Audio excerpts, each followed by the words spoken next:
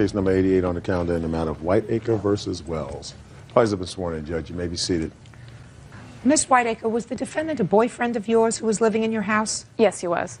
How long did he live in your house? About 4 months. And you were living with your parents? Yes.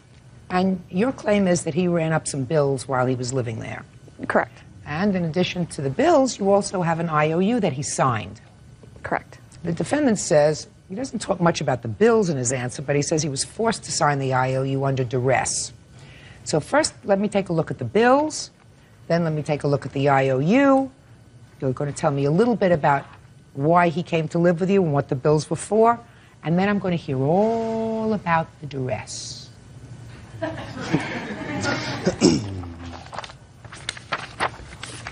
Everything. Can you tell me why he came to live in your house? He came to live with us 17th of October in 2001. We had been dating when we both lived in Seattle. I had to return home to California, and he had to return to Syracuse.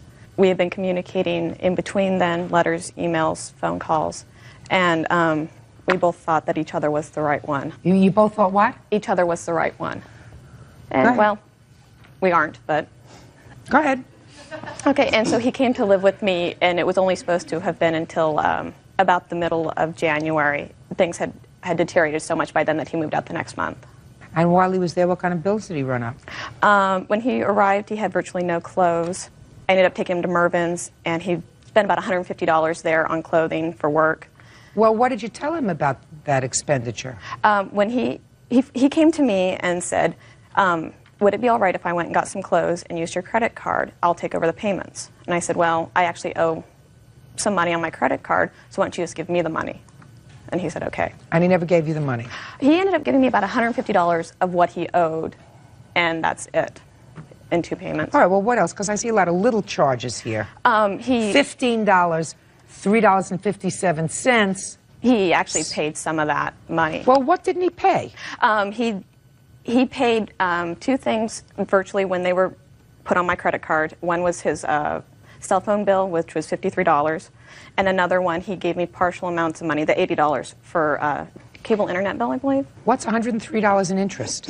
That's how much interest. He's been accruing this interest more or less since October. I'm going to read something to you. I, Seth Q. Wells, do agree to pay Summer Whiteacre $343.17 in credit card charges, and then you crossed out, I assume you crossed out, I do further agree to pay 6% interest calculated each month until the end of April, when the above debt will be paid in full. Did you cross out the interest part? Take a look.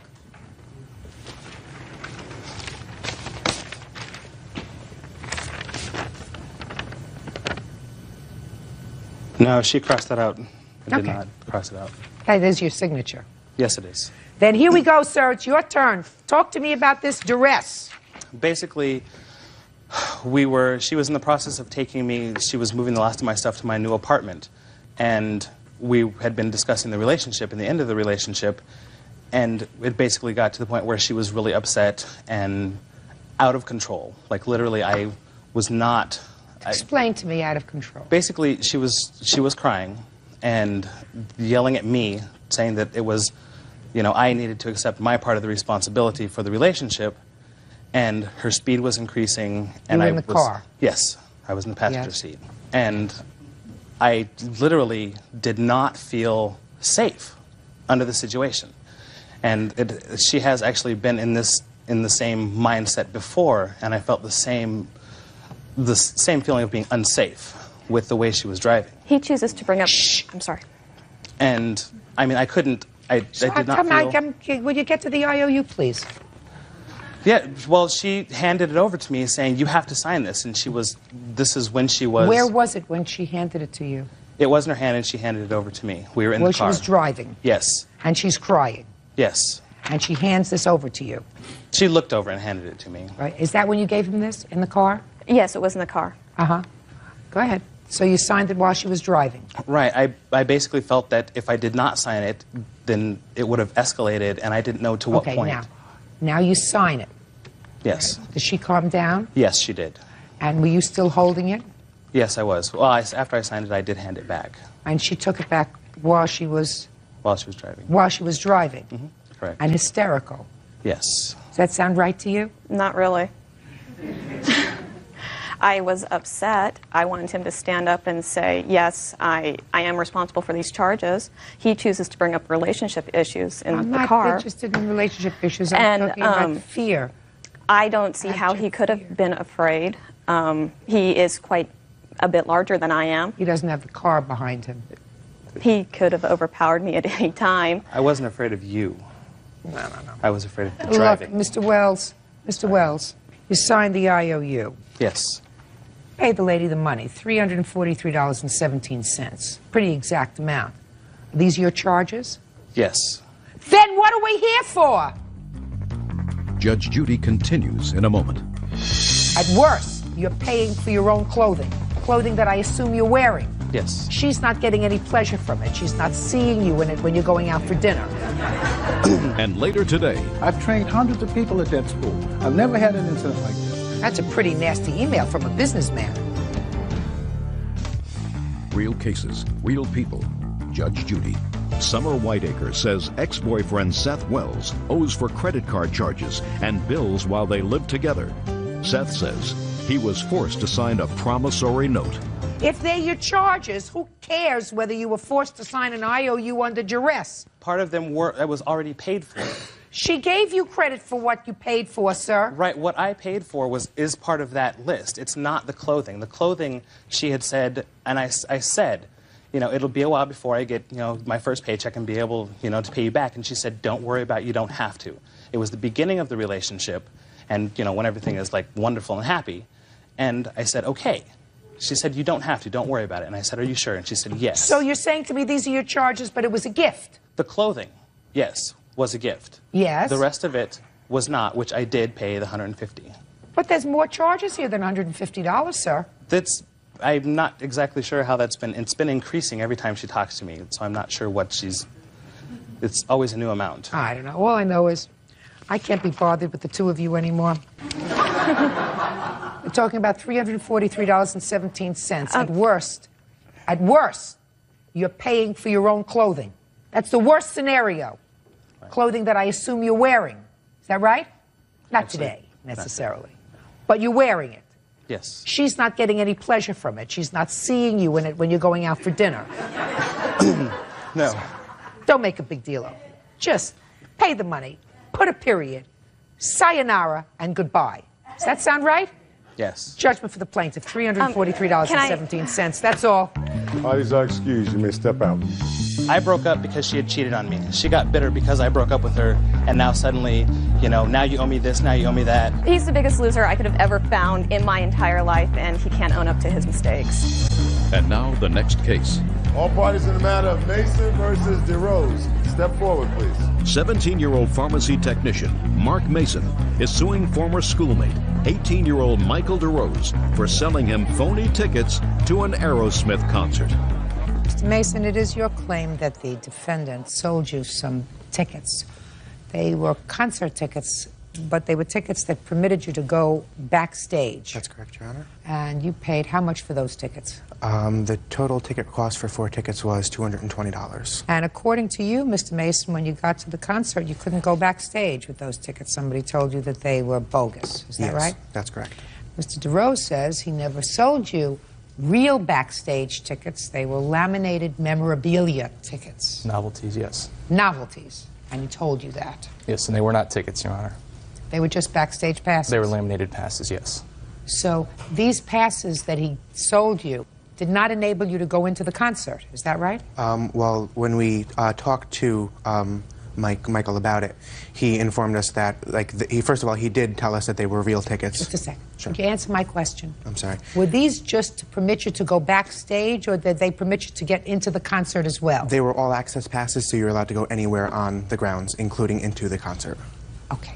For 4 people, $220? Yes. Now, what concert was this? It was an Aerosmith concert that was to take place at the Connecticut Meadow Centers in Hartford on September 5th. And how did you know the defendant? I went to school with him last year. I had a couple classes with him. And how did you know he was selling these tickets? He had sold them previously to people, and it was just sort of known that he said he had a connection at the Meadows Theater, and he could get backstage passes to concerts. Do you have those tickets with you? No, when we got to the concert grounds, all 4 tickets were confiscated at the gate. Did you get to see the concert at all? No, we were escorted off the grounds. Now, gave $220 in cash? Yes. You don't deny that you got $220 in cash? Oh, yes, I do deny that. I actually How have much did you receipts get? here. If you'd like to. How much did you get? I got around $40 at the most. They were $5 each ticket without the name on it, and $7 with, plus the shipping and handling. Let me hear you, sir. When we originally approached him, he said that the tickets were $50 each without names on them and $60 each with names, and he did not charge us shipping and handling. You got them from him directly, hand to hand? Yes, that's correct. He delivered them to my place of employment, which is a pharmacy that I work at with Lisa over there. Mr. DeRose, I believe him. So let's move on from there. Your Honor, Okay? this is- I believe him. I have documents here. Oh, let me see. Okay. Maybe I'm wrong. Let me see what documents you have, sir. There you go. Marcus and I were both in Cisco Laboratories, and Just a minute. okay. The top copy is the receipts that I paid for through PayPal. Just a minute. Okay. I wish I understood this PayPal. Can you explain it to me, Bird? PayPal is basically it's just an online ordering system. You drop money in your bank account or credit card, and it goes directly right through there to the person's email, and it gets dropped into their bank account right away. So What it's he said. instantaneous. What he said. There you go. What he said. Whatever happened to you have a checkbook in a little. Your Honor, that takes time. This is instantaneous. Sorry. Happened to those checkbooks? You know, you write a check and then you write something on top and you say check number 1, 2, 3, 4. It's basically an online Right. check.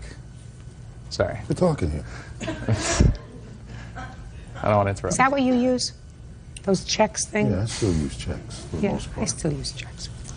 Would you show this to Mr. Mason, please? Because I don't understand it, but maybe he does. And I want you to take a look at that, Mr. Mason. All That's that a is thing. the- Shh. Sorry, Your Honor. That's a thing from PayPal. What do you have to say about that? All that is the way. I didn't. Okay. I am actually not involved in PayPal, so I couldn't tell you what this is. I mean, he may have gotten the tickets through this, but... But that's not your. You that didn't is have not anything to my do with receipt, that. No. That's not your receipt. No. You don't know anything about that. Nope. You don't use PayPal. No. Your Honor, that's how I purchased the tickets. I don't care. You purchased the tickets. Who Well, cares about how you purchased the That's tickets? how he got them. What difference does it make how you purchased the tickets? No, the prices are on there what you paid for the tickets, Yes. not what you charged him for the tickets. Well, also you have the eBay listing for the passes. What difference does that make? On there it says these items are novelties. And What? Mark, Let me ask you, what difference does that make? Your Honor, as I was stating before, Marcus and I were in the same classroom, and we were always on the computer playing video games. Oh, get lost. Listen to me. He says he paid $220 for the tickets, and I believe him. I still believe him after you show me this stuff, that he paid $220 for the tickets. They were 4 tickets. He was supposed to go to a concert. He got to the concert. They confiscated his 4 tickets because they said they were bogus. No, they were passes. They were not tickets. That was clearly stated, and everyone that Marcus talked to that actually got into backstage concerts with them knew that they needed tickets. I don't care what anybody else knows. He never Old had Marcus tickets. over here, maybe he's not as smart as all your other friends. When he pays Mark's very $220 smart, actually. for 4 tickets, he thinks that he's going to at least get to hear a song. Right? And he got to hear nothing. Your Honor, Judgment he for the never- plaintiff he in the never amount of purchased $220. Goodbye. That's all. Goodbye. Yeah, this is case number 312 on the calendar in the matter of Collins versus Tierno. Parties have been sworn in, Judge. You may be seated. Ms. Collins, your complaint against the defendant is as follows. You lived together for a brief period of time. You decided that the relationship wasn't for you. You were moving out. According to you, the defendant became a little hostile, had a hissy fit, and damaged your property, your car and personal property. He says, well, there might have been some weakness in the car that caused the damage. He really didn't do anything. Right, sir? Yes. Okay. How long did you live together? It was about 3 months. Okay. And what date did you decide to move out? It was in August, the 23rd. Actually, it's 22nd. Okay, so tell me what happened. I was packing boxes to put in the car and had the hatchback open, and he came in. Your car has a hatchback. Yes. According to yes. And he saw the boxes and started freaking out, getting mad. Oh yeah, you want to leave? Go ahead, and I'll help you, and just start loading boxes out and taking and dumping them. And he dumping them in the car, like in a big pile. And one of the boxes, my video camera came flying out and broke it. So he was helping you pack. Helping, exactly. And putting the things in the hatchback. Mm-hmm. And then what happened? Then, on top of everything else, he put my stereo, my speakers, and he was trying to close the back, and he was doing like over and over, and he did it really hard, and the window broke.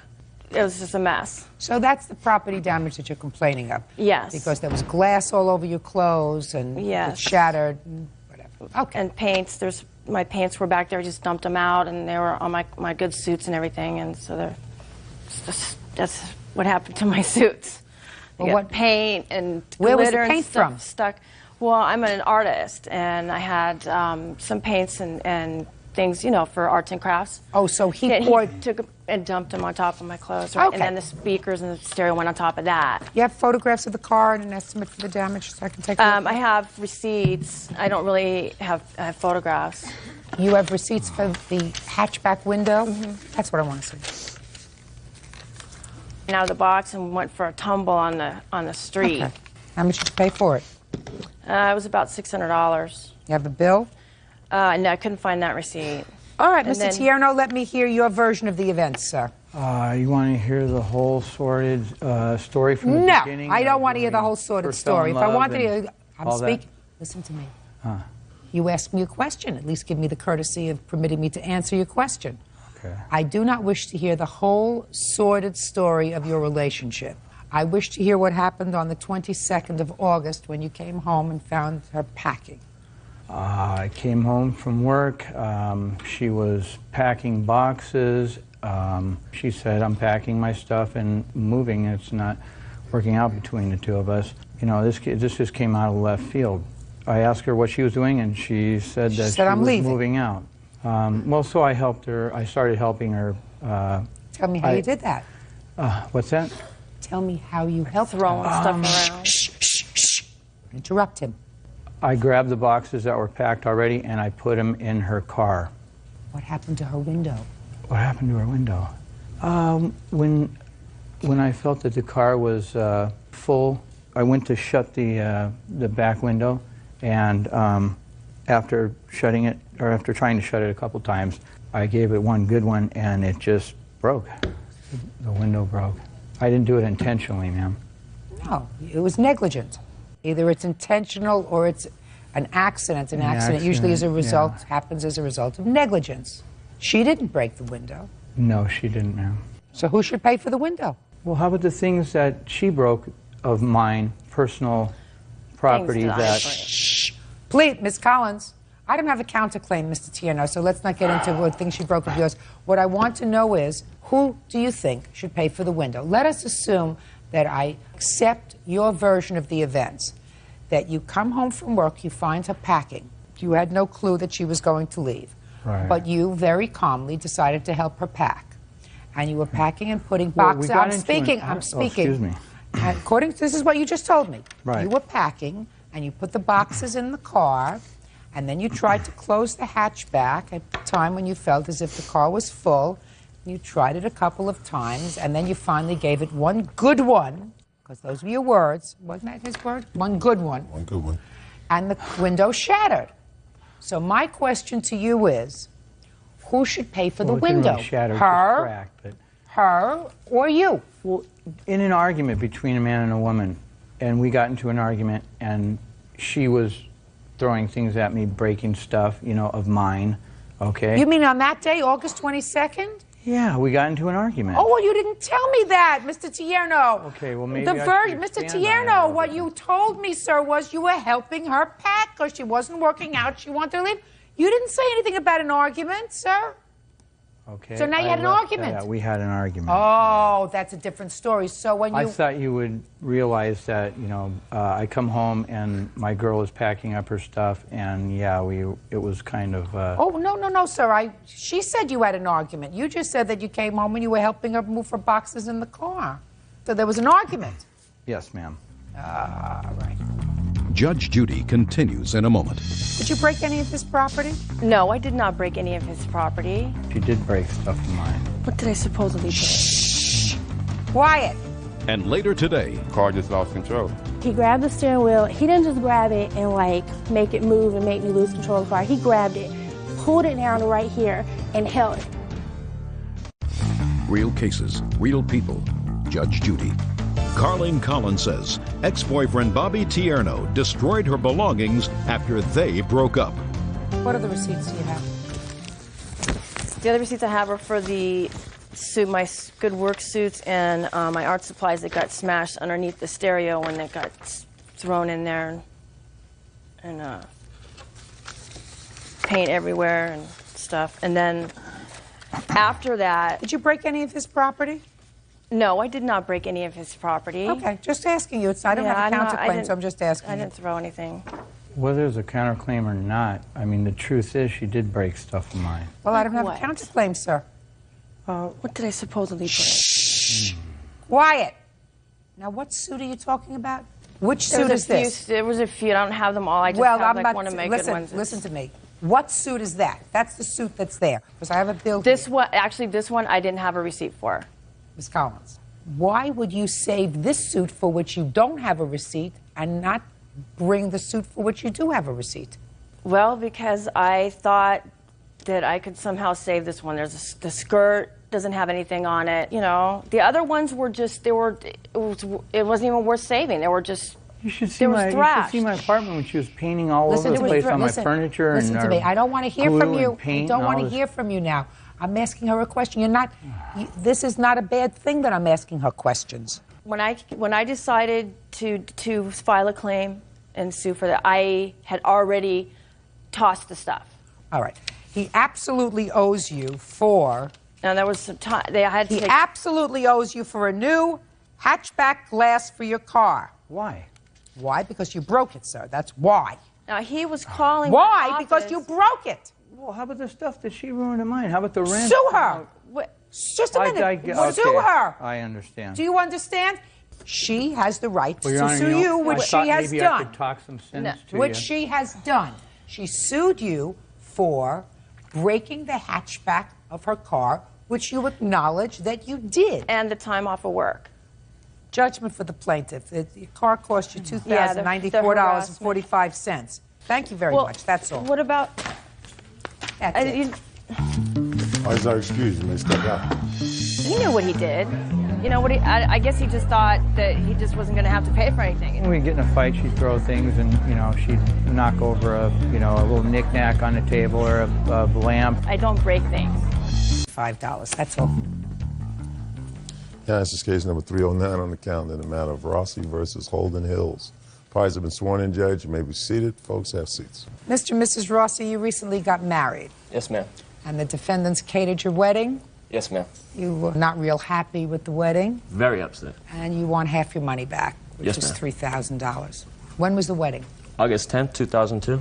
And how many people did you have at the wedding? 120, ma'am. Did they have a catering hall? Actually, it's a country club / reception hall catering company. And they provided the food. Yes, ma'am. They say that everything just went along swimmingly well, except for some little bananas or something that weren't No. done quite right. So I have a few questions before we get into what you weren't happy with. Okay. Having done a few weddings myself, I know that you usually go for a tasting of the food and to pick the menu. Is that right? Yes, ma'am. Did you do that? Yes, ma'am. When did you go for the tasting? Approximately 1 or 2 months before the actual wedding day. Is that correct? Yes, ma'am. So let's say you went there sometime in either June or July and you picked the menu Yes, ma'am. and you had dinner. Yes, ma'am. Did you meet the chef? Yes, ma'am. On August 10th of 2002, did you have the same chef? Yes, we did. Same chef. Yes, but she was fired that night. We let her go that night, and we terminated her shortly thereafter. Why? Well, her attitude was can't do anything about it now type of attitude instead of, being apologetic. And Can't do anything about what? the fact that the plantains were not properly prepared. Let's start. So you say there was nothing wrong at the wedding except the plantains were not properly prepared. Is that right, sir? That was Mr. Rossi's main complaint that I'm night. not talking about his main complaint. I'm talking about you two weddings. What was wrong with the food? The only thing that was wrong with the food, Your Honor, was the plantains were not ripe and therefore were not prepared properly. Let me hear. That's not true. Let's start with the first complaint. Well, when we arrived at the reception hall and had our photographs taken, shortly thereafter, probably about 7 o'clock, we entered into the hall. There was no appetizers in the bridal room, as we had requested. There didn't seem to be any coordination. That was in the bridal room, not, Right. not where the reception was being held. Right. So you didn't have an hors d'oeuvre to eat when you got there? You Right. personally? Right. Let's move on. Okay. We walked into the reception hall after we were introduced, and all the salads were supposed to be in front of our guests and in front of our tables waiting for us. Okay, so when you come into Michael and Zyda Rossi, come in, and everybody is standing around their tables, and the salads are supposed to be in place at that Right. time, and they were not there. Right. Why That's not? correct.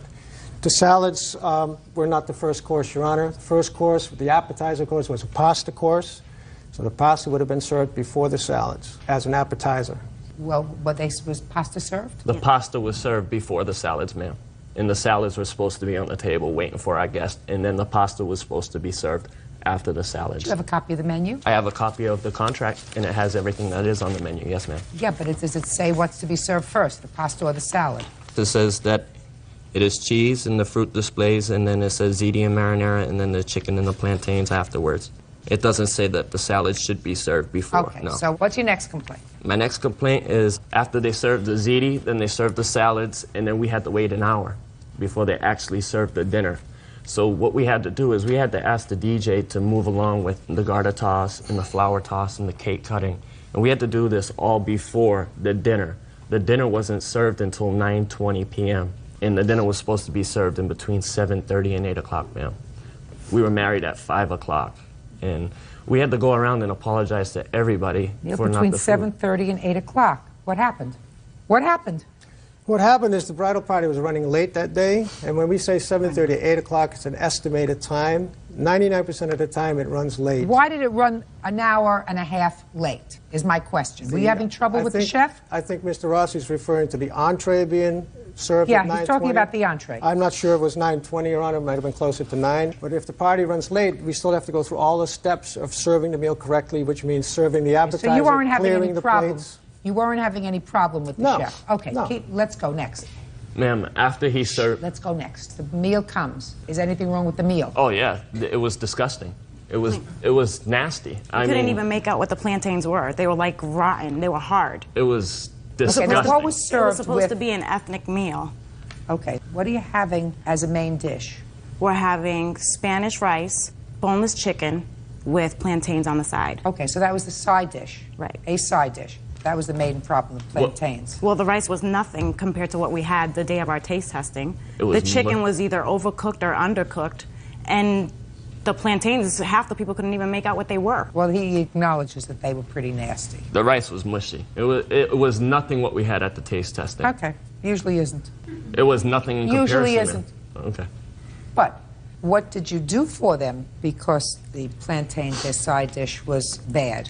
Well, as the night went on, Mr. Rossi had been drinking quite a bit. He came in drinking out of the limousine and down the aisle when they were introduced. And it was hard dealing with him. He was very upset with reason. We take full responsibility for the plantains, and we did try to make restitution. Towards the end of the evening, we told him we'd give him like $300 for the plantains. He didn't want to hear about it. Threw them at my feet in my office, where Linda Rossi had to take him out of the office. At the end of the night, I told him to go on his honeymoon, come back, and we'll discuss it when he comes back. And he came back with, Your Honor, this grocery list of 3 pages of what we think are nonsense nitpicking items. Judge Judy continues in a moment. I take the plantain out of the napkin. I said, look at what you're serving my guests. This was totally embarrassing. I threw it on the floor. Get over it. There are worse things that happen globally than bad bananas. And later today, she said I could have a couple friends over. Couple, like Noah's Ark, 2 by 2, couples, 2. So how many people did you have at this July 4th party? About 20, ma'am. 20 is more than a couple. real cases, real people. Judge Judy. Michael and Zaida Rossi say wedding banquet managers Roy and Rita Vermeesh owe for a refund of their wedding reception. The Rossis say the food was inedible. Go ahead, Mr. Rossi, I'll hear you. Okay, I had a couple of beers. I was not drunk. Okay. When the dinner was served at 9:20 p.m., I took one of the plantains and I put them in the napkin. I went out to the bar area and I was looking to speak to Roy. And that's where I encountered this woman where she was the head waitress, and I asked to speak to Roy. She wouldn't let me speak to him. He was very busy. Finally, he comes around the corner, and I take him into the office. I said, Roy, can I speak to you? He said, sure. I take him in the office. I said, Roy, look what time it is. It's 9:20. I got married at 5:30. And I take the plantain out of the napkin. I said, look at what you're serving my guests. I was so upset. This was our wedding day. This was totally embarrassing. I threw it on the floor. I was upset. I admit I threw it on the floor. And I told him, this is embarrassment, and I expect a refund or I will take you to court. Fine. How much of a refund did you want? Well, we set up an appointment, and I asked him for $3,000. Well, $3,000 is outrageous. That's half. Ma'am, we had golfers come in and eat. Did you listen to me? $3,000, that's half. It was a real embarrassment, ma'am. Well, you get over it. The waitresses were rude.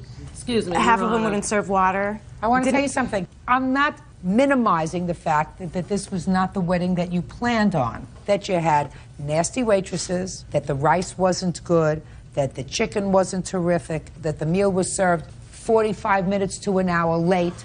I'm not minimizing any of that. What that would do is to say to somebody, never use this catering hall again because we were totally dissatisfied. But if there was one thing, and it's clear from what Mr. Rossi says, the one thing that really irritated him, the one thing that he did was he brought this plantain in a napkin and threw it on the floor because that was what was awful. Look what you're serving my guests. There should be some restitution for that, not half the cost of your wedding. Put your hand down. Are you her mother? Yes, I am. All right. Well, tell you, if you're her mother, then what you do is you say to yourself, I'm going to teach your daughter a little bit of what's important and what's not. You don't get yourself totally exercised over something. You had a wedding. You got married. It's supposed to be a nice day. If the little bananas weren't right, you get over it. It's not the worst thing in the world. There are worse things that happen globally than bad bananas. And you don't expect it to be... When you pay for a service, It's not the whole thing. Absolutely, absolutely right. You expect to and there get are it. certain things that are objective and there are certain things that are subjective. Attitudes of waitresses is not something that I could put on a barometer. Whether golfers came into the country club and ate your appetizers, something that you should consider before you book a country club where they have golfing people coming inside. Well, they had assured us that golfers were there by 6 p.m. Listen to me. You're not following what I'm saying to you. If you're dissatisfied with the service, you don't recommend them again. You fed 120 people. 120 people came, they danced. Put your hand down, Mr. Rossi. That's what your main concern was. Your main gripe was one of the side dishes, and it's true that there were only 2 side dishes, turned out to be really lousy. You had your salad, you had your pasta, you had your cake, you had chicken, you had drinks. Let's see what else you had. You had cheese and fruit display. I assume that was there.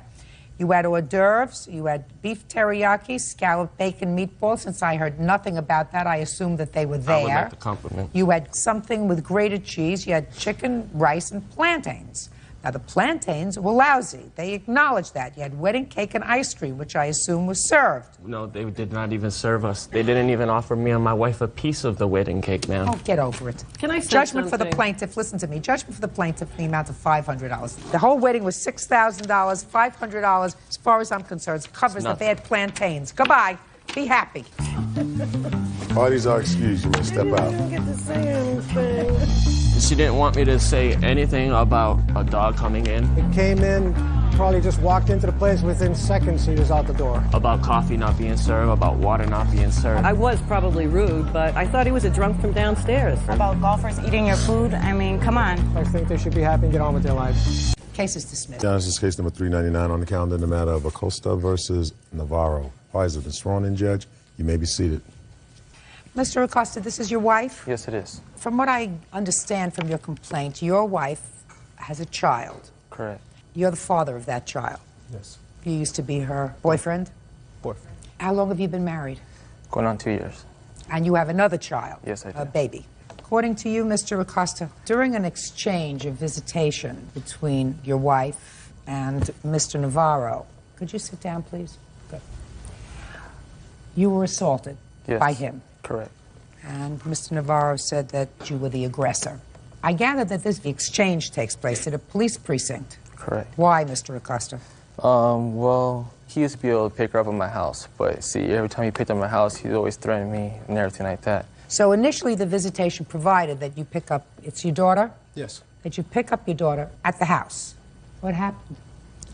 Just from prior experiences before, me and him get into altered arguments. And why should you get into an argument? A lot of times it was things that were passed from my Mrs. Acosta. We would have a dispute or something about my daughter, and then... when would you have these disputes? At the time when you would pick up the child or return her for visitation? Well, usually it'd be like before I got there on the phone, we would call and I'd had a little dispute, and then once we got there to exchange my daughter, it would always come up, and I'd, try to talk, or we would try to... What did you fight about? Pickup times, maybe being late, 10 minutes, not complete information about hospital appointments and stuff like that. When was this visitation that resulted in an assault, Mr. Acosta? October 16th. Why don't you tell me what happened? Well, we're driving, me and my wife were in the car, we're driving up to the police station. I was parked. When had Mr. Navarro had his visitation? Was this a Sunday or a Saturday? It was a Wednesday. When did you pick your daughter up? I picked her up that day from school, and I kept her for the evening and dropped her off at Is that what your visitation Yes. schedule provides? Yes. Wednesday after school? Yes. So you picked her up from school, and what time were you supposed to exchange her at the precinct? At 7 o'clock. And you were there at 7? Yes, I was there before. And were you there at 7? Yes, I was. Tell me what happened. Well, when I got into the police department, to the driveway, the defendant was sitting there with his hands folded to his chest, just giving me bad looks. Me and my wife were looking at each other and go, something's wrong. And, so as soon as we parked, she told me, he's still looking at you. So I told my wife, just go in the police station, do the exchange, and let's go. You remained in your car? Yes, I remained in my car. And I see that your baby was in the car as Correct. well. How old is your baby? She's 17 months. Okay, go ahead. Okay, she went in there to wait for him to come to the office. He still stayed outside, standing by his truck, giving me bad looks. Then, after 5 minutes later, he grabbed the daughter, went to the police station. I seen him and my wife arguing back and forth. He still had my stepdaughter in his hands. How did you see them arguing? The windows are see-through. You can see right through the windows. They're just arguing. Okay, after that, he came outside, like, fast-pacing to my car, cursing at me and saying effing this, get the F out of the car.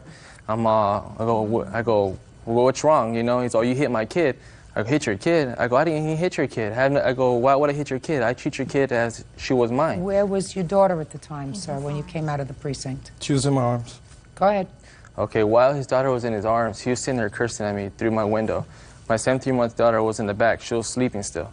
Okay, after he kept on cursing, he kept on going, more, get out of the car, this and that. I told you, if anybody ever laid a hand on my kid, I'm going to take him out. So I go, I don't know what you're talking about, just go on your other side. Then he started getting more violent. Then my 17-month-old daughter woke up, and she was crying. So I was looking back, and I told her it's okay, I go, relax, it's okay. And he still kept on cursing. While his daughter's still in his hand, he kept on still cursing. I go, a father shouldn't be cursing with his daughter's in his hand. That's not a good role model for his daughter. You didn't say that to him, sir. Mr. Acosta, you didn't say you're not a good role model. Come on, let me just hear what happened, sir. Okay, as soon as I got out of the car, because my 17-month-old daughter was crying in the back. So I went to go pick her up and go into the police station. As soon as I got out of the car, he swung my door open. He grabbed me by 2 hands. He threw me against my car 3 times. And out of those 3 times, he damaged my car on the side. I do have pictures to show proof. Let me see. There's estimates on the underneath the pictures also.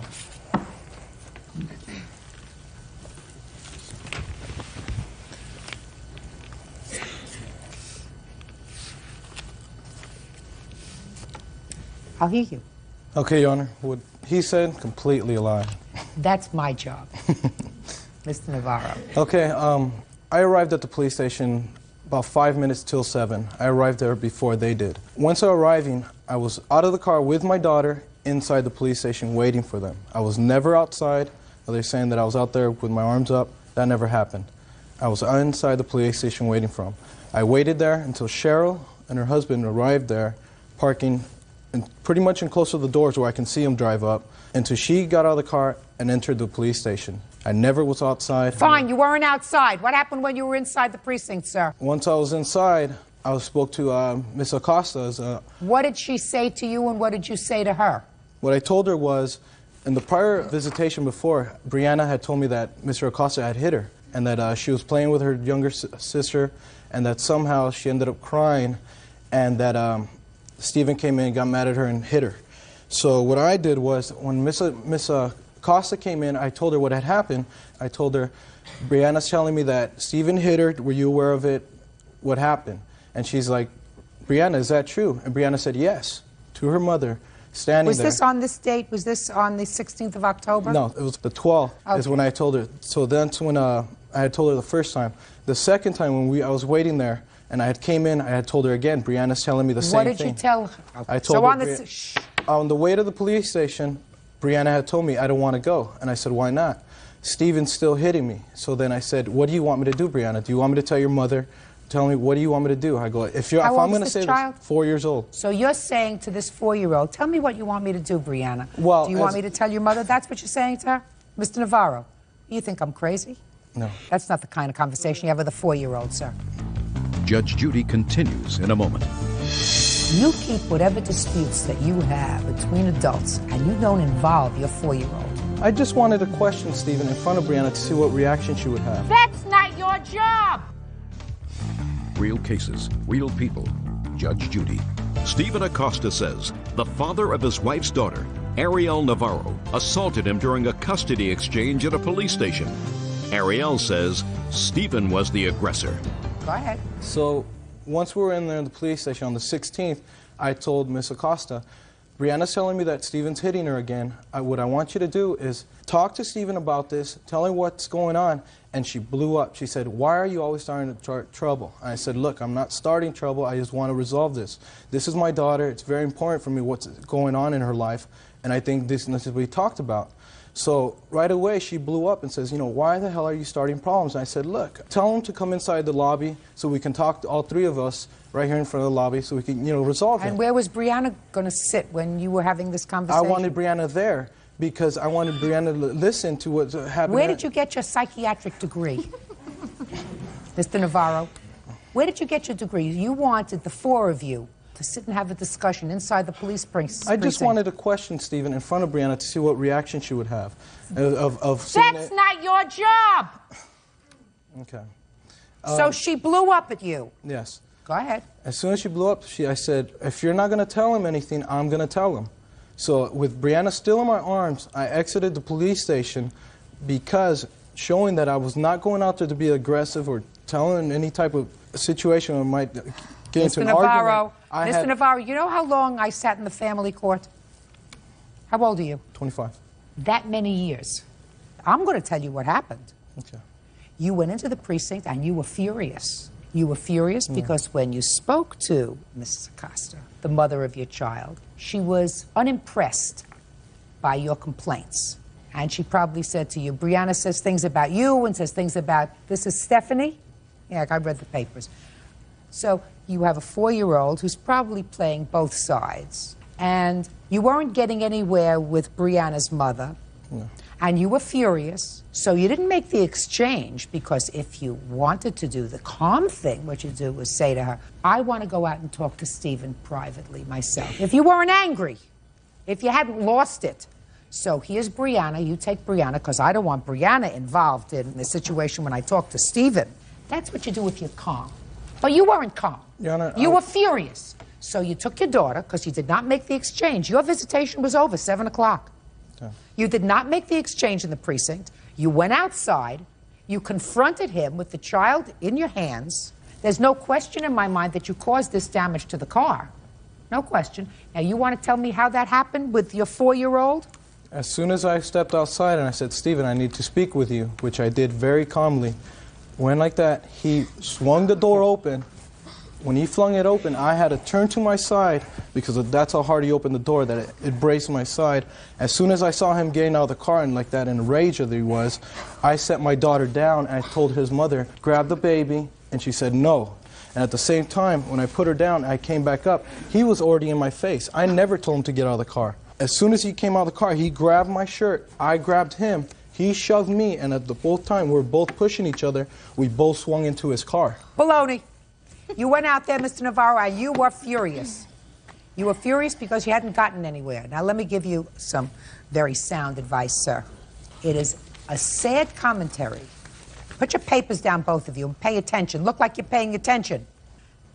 Have you gone back to family court yet with regard to resolving the issue of visitation with this child? Yes, we have. What is the current order of visitation? He lost a week due to the incident, what happened October 16th. He lost a week, and he lost his dinner nights. It's clear to me, Mr. Navarro, that you love your daughter. It's clear to me that that's true. And that you, in all probability, should continue to be a part of her life. You want what's best for her. You have to understand that very often 4-year-old little girls who are very, very smart will play both sides of their parents, especially when their parents are living separate. You have to understand that that's a possibility. You're not supposed to question your daughter. You're not supposed to say, what's Stephen doing? Is Stephen hurting you? Is Stephen hitting you? When you have a 4-year-old and you have a baby in the house, very often the 4-year-old is aggressive. You've never seen marks on your child? Yes. Where I'm have you not saying seen it was caused by him, I'm saying marks of maybe Okay, you've never seen marks that you attribute to him on your child? No, right? not at all. But at the same time, I was saying... I'm speaking, and you're not listening. Okay. You keep whatever disputes that you have with Mr. Acosta between adults, and you don't involve your 4-year-old. That's it. There is no question about that. That's a given. That's something any moron can understand, Mr. Navarro. You don't, the three of you, get together and you decide to have your 4-year-old sit there at a conversation where you're going to discuss with her mother and her stepfather whether or not she's being hit at home by her stepfather or your wife. You have children? Yes. Other than Brianna? Yes. How many? We have a 2-year-old together, and then I have 2 stepsons. Okay. And anybody ever go like this to one of the children? You? Her? Yes. Ever hit them on the behind? Yes. What about Stephanie? Did you ever see Stephanie raise her hand to one of the children? Not Brianna. Did you ever see Stephanie raise her hand to one of the children? Yes. Why, you think she's only going to reserve that for her children and yours? Yes. You think that that's true? Yes. Baloney. So let's get it together. But you don't put your child in harm's way. You lost your temper, Mr. Navarro, and you caused damage to his car. And I don't think you hurt him. You weren't treated for any injuries, were you? Yes, I was, ma'am. Where? My neck. Let me see. Was Mr. Navarro arrested? Yes, he was. What was the result of the case? I pressed a charge against him, and he pressed a charge against me, too. What did he press charges against Because you when I was talking to the sheriff, when he came outside, he's like, what do you want to do? I go, I would like to press charges. He goes, Mr. Acosta, you know, he will have a right, too, to press charges against you. He can turn the story around. I go, I think I'll take my chances on doing that. Because he thinks every time... So what happened? So we both got arrested. Well, what happened with the case? He got dismissed. Both of them? Yes. Okay. What do you do for a living, Mr. Navarro? I'm a plumber. And you? Computer technician. So $656 was the cheapest estimate that you had for fixing the car? Yes.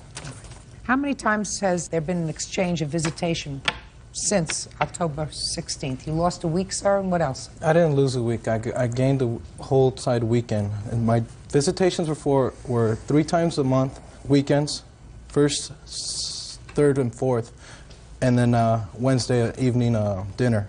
The new order is I get her every other weekend, and I get her Thursday through Sunday. I have a longer period with her. Every other weekend? Every other weekend. Prior, we've had, I say, maybe 8 drop-offs since. And how have they gone? They've been fine. But I also wanted to say, from prior to that, there's also a restraining order there, prior from my wife fining him for in the past of showing his anger and his violence towards us. A restraining of saying over the phone, terrorist threats over the phone. I was trying to get a hold of me, and that was filed in March, I believe. And it's good to 2005 for his actions. Your wife is the complainant. Yeah, but it covers also for me. But your wife was the complainant? Yes. I'm curious. Step up, please, Mr. Navarro. What were the allegations in your request for a protective order against Mr. Acosta? It was to refrain him from calling my house, making verbal threats against me and my family. Was there a trial with regard to that? Yes, there was. Did you testify? Yes, I did. Did he testify? Yes, he did. After that trial, were you granted the protective order? Yes. For 12 months? It was more than 12 months. It was granted to 2005. Is that correct, sir? Yes, it is. Okay. Why were you calling the house? That was one of her false allegations that she pressed against me. Ever since I got with my wife, they've been writing reports about me, filing reports against me at the Foothill Police Station, at the Azusa Police Station. She finally got her letter together, and she went to the court office and filed a restraining order against me, saying I threatened her house, which never happened. She lied against the whole thing. And when we went to the court, the judge told me, he goes, she took you to court. You didn't take her to court, so I'm going to grant her restraining order. He told me if I want to get a restraining order, I can take her to court too. You're responsible for his car, Mr. Navarro. His car is $656. What were your out-of-pocket expenses, sir, for your medical care? None. I'm on Medicare, ma'am. So it was all covered? It was all covered. Mr. Navarro, you got to learn to keep your temper. Especially you have to learn to keep your temper in front of your child. Do you understand that? I understand, Judge, but You lost your temper. You lost it.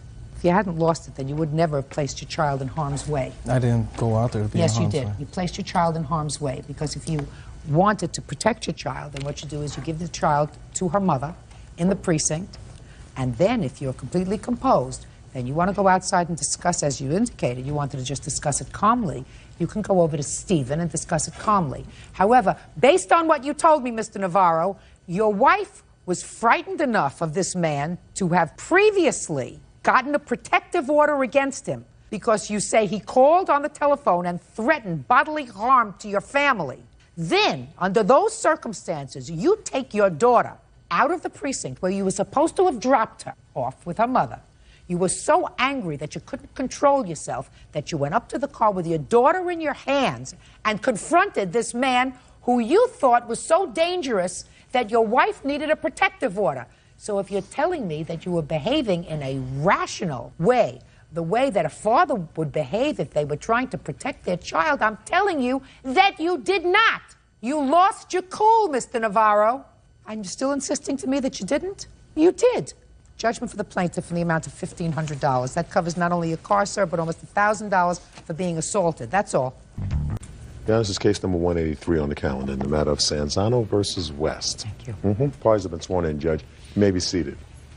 Mr. Sanzano, you and the defendant had a relationship, an on-again, off-again one, according to your complaint, for some period of time. During that time, you moved in together, perhaps once or twice. You claim that you furnished the apartment. She had you thrown out of the apartment. She kept the furniture. You want the furniture back or its value. That's what your claim is. Yes, ma'am. The defendant said that the furniture was purchased as a couple. And she is counterclaiming for a car that you allegedly took that belonged to her and for assaulting her 5-year-old son. Yes, ma'am. Okay. So let's have the story of the furniture first, because that's your claim. Over about a year and a half ago, I met Lisa. We got into a relationship. We moved into an apartment after 6 months. At that time, I had a lot of furnishings. I had, electronics, and I had, quite a bit of furniture. Where had she been living? She lived with her mother for a period of 3 years. Was she living with her mother at the time that you met? Yes, ma'am. Was she living with her mother at the time you moved in together? Prior to us moving in Prior together. to your moving in together? Yes. Did she have any of her own furniture that she moved in with? No, ma'am. Go ahead. At this time, the apartment did need some more things. It was a 3-bedroom apartment, so I went out and I did purchase those things solely. What? At that time, it was... Look at me. Yes. At that time, it was additional bedroom furniture. For whom? For the children's rooms. How many children did she have? She has 4 children. How old are you? 26. Do you have other children? No, Do you ma'am. have children of your own? No, ma'am. Go ahead. Just other things were purchased, just to make, the apartment a complete home. Then, after 4 months of living together in this apartment, we separated. I kept the apartment. I kept the furnishings. She kept some of the children's things that, were really for their specific use, not for my use at all. So then, after 3 months went by, I went on to another relationship, and she was seeing somebody else. And after 3 months went by, Lisa contacted me on numerous occasions and wanted to reconcile. And after a few conversations, we began seeing each other again. But Then we moved in together. We lived there together in the second home for 4 months. And what had happened, Lisa was being treated for mental health issues, manic depression issues, okay? And she was under medication, and she decided that she wanted to start drinking again, like, you know, social drinking. And that affected, in my opinion, her treatment with the medication. And as a result, it ended up in disruptiveness in the home. She started to get violent with me, physical with me. On the second occasion that occurred, I filed a police report rather than get violent back with her. 1 week went by. She decided that she wasn't going to come home anymore to the place where we were living. And she basically threatened me over the telephone from her mother's house, stating that I want the title to my car signed over to me, and I want you out. Otherwise, I'm going to have to file some false accusations against you to get you out through an injunction. Why was the title to her car in your name? Because I purchased the vehicle for her. Some of her monies were yes, included in that. Okay? I'll be very honest with you. Okay? But the total amount of the car? You put in some money. Yes, for the car purpose. All right. How much was the car? The car was $900. And how much did you put in? I put in $450. And she put in the rest? Yes. Okay. So that she would have a car to get to and from work. Okay. What kind of work was she doing? She's an administrative assistant for a glass company. And who watches the children? They go to daycare and they go to school, and we had them in summer programs during that time. Okay. So you were put out of the house eventually. What happened was, as a result of my filing of a police report against her, I went and proceeded to file for a domestic injunction. That was granted. Let me see the papers, please, that you filed them when you made the report. Okay. She then also... Let me see. I can read dates. Okay. That was the police report, ma'am. The copy of the injunction.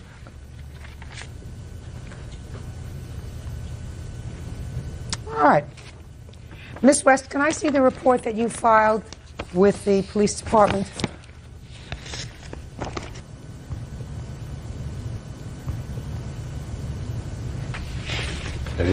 That's it. Judge, may I say something?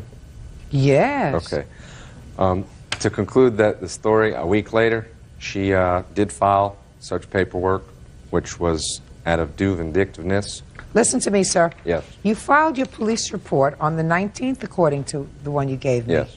But you actually had the police come out on the 13th. Yes. Interesting enough. Very good. So you did call the police on the 13th. Yes. And I read what it said here, which says that when the police got there, you lost your temper and you were throwing things around the house. Is that right? No, ma'am, I wasn't throwing things Yes, you around were. the house. Yes, you were. I was placing them on the floor because he's OCD, and I knew it would drive him crazy. There was nothing broke. There was nothing thrown in that He's house. got OCD, so you were driving him crazy. What kind of medication do you take? I've been released from the doctor, and I don't take it anymore. What but kind I of was- medication were you taking I on the was 13th taking of July? Effexor. And how long had you been on that medication? 2 months. And during the time that you were taking that medication, I assume that your doctor, who is licensed to practice medicine in the state of Florida, told you that you were not to have anything of an alcoholic nature to drink. Is that correct? Yes, ma'am. And you were, in fact, drinking that night? I had 1 beer. I don't care whether you had 1 beer or whether you had a sip. You were drinking in violation of the doctor's direction. Is that right? Yes, ma'am. And you were taking that medication for, let's call it, mood swings. Yes, ma'am. Is that right? Yes, ma'am. Okay. And that the house was in a state of disarray, and that the plaintiff called the police and said, listen, I don't want her arrested, I just want things to calm down. Exactly. And the police came. That was on the 13th. All right. Then we have you reporting to the police on the 19th of July that an incident occurred on the 17th of July. That's after he made his report. Now, let's see. Now I'm reading what that says. So I like to read all these reports, Bird. You know why? And you got to read the dates. Very important to tell a story. But you know that already. You knew that. I've learned from the best. Judge Judy continues in a moment. He assaulted your son, hit him with a belt. Is that right? How many times have you done that? I've never left a bruise on any of my children. Not ever. Get out of my sight. And later today, After I made a comment about his socks, telling him that his socks were dirty, he looked at me and he said, watch out now. Watch what happens to you now. Real cases, real people. Judge Judy. Anthony Sanzano says ex-girlfriend Lisa West won't return his furniture. Lisa says Anthony beat her 5-year-old son with a belt. Mr. Sanzano, I want you to listen to me very, very carefully, sir. Did you ever hit any of Miss West's children? Look at me. Answer the question. Before I go further. And I will go further, so you might as well just get it all out now. I have spanked the children at some point or another during the period of the year and a half. And did you ever, when you spanked the children, spank them with a belt? No. Did you ever spank the children with any object? Look at me. Very, very careful. No. Be very careful. No, ma'am. That I don't believe. Okay. That I don't believe. So let's go back again. And I'm going to give you an opportunity to redeem yourself, sir. Did you ever spank the children with an object? I may have used a belt on 1 or 2 occasions. Listen. So does Miss West. Mr. Sanzano, there isn't a question in my mind that Miss West has hit her children. In fact, she kind of like showed me how we should discipline the children, because I'm new to this Mr. parental Sanzano, thing. Yeah. there isn't a question in my mind that Miss West has beat her children. Okay. She knows it, and I know it. I feel sorry for these 4 children. I don't know where they are now. Where are they? They're with my best friend. Best friend that's with somebody you live with? Yes, he's a roommate. New boyfriend. Hmm? New boyfriend. He's not my boyfriend. It's the same man she saw the first time we separated. Mr. Sanzano, we're talking here about some furniture? Mr. Sanzano, I want you to speak to me, sir. We're talking here about some furniture. Yes, ma'am.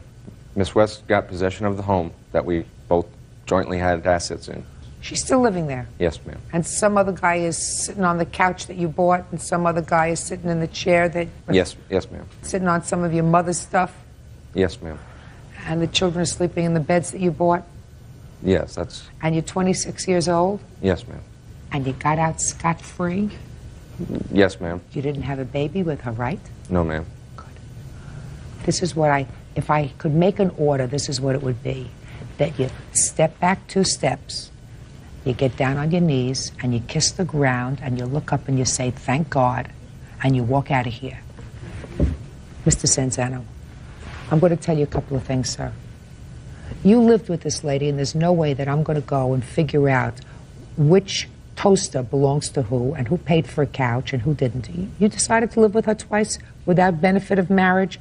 We don't have a court for people who live together. She had you thrown out of the apartment. She had you thrown out of the apartment for, at that time, good reason. You used excessive corporal punishment on one of her children. I was not arrested nor charged. I don't care whether you were arrested or charged. You used excessive corporal punishment on one of her children. That's not your place. You are not related to them. Even if you're related to them, you can't use excessive corporal punishment. One day, she's going to have her children removed from her custody. That's what's going to happen. If she uses excessive corporal punishment on her children and leaves her children with people who she shouldn't, eventually her children will either grow up to hate her or they'll be removed. But you're 26 years old. This is a lady who has 4 children. She's had a life experience. She has certain psychological problems. She's on medication. She's not handling the medication well. Just listen to this. She's not handling it well because she does things she's not supposed to do. She drinks and she takes the medication. You're 26, getting to be fully cooked, getting there. Right now, all you're out is a sofa. That's it, a sofa and maybe a VCR. You're not paying child support for the next 21 years. Do you understand? Yes, ma'am. Step back, kiss the ground, and say thank God. Now, you're suing him for a car that maybe you put in most of the money for. Is that right? Is that right? Yes, ma'am. You got all the furniture. In the house. Shh. Not the house. You didn't buy her a house. You rented an apartment. You got the furniture. Consider yourself lucky. You got a house full of furniture, a lot of which he bought. So what do you expect? You expect the money back from your car? Of course not. He assaulted your son, hit him with a belt? Is that right? How many times have you done that? I've never left a bruise on any of my children. Not ever. Get out of my sight. Your case is dismissed and so is your counterclaim. Parties are excused. You may step out.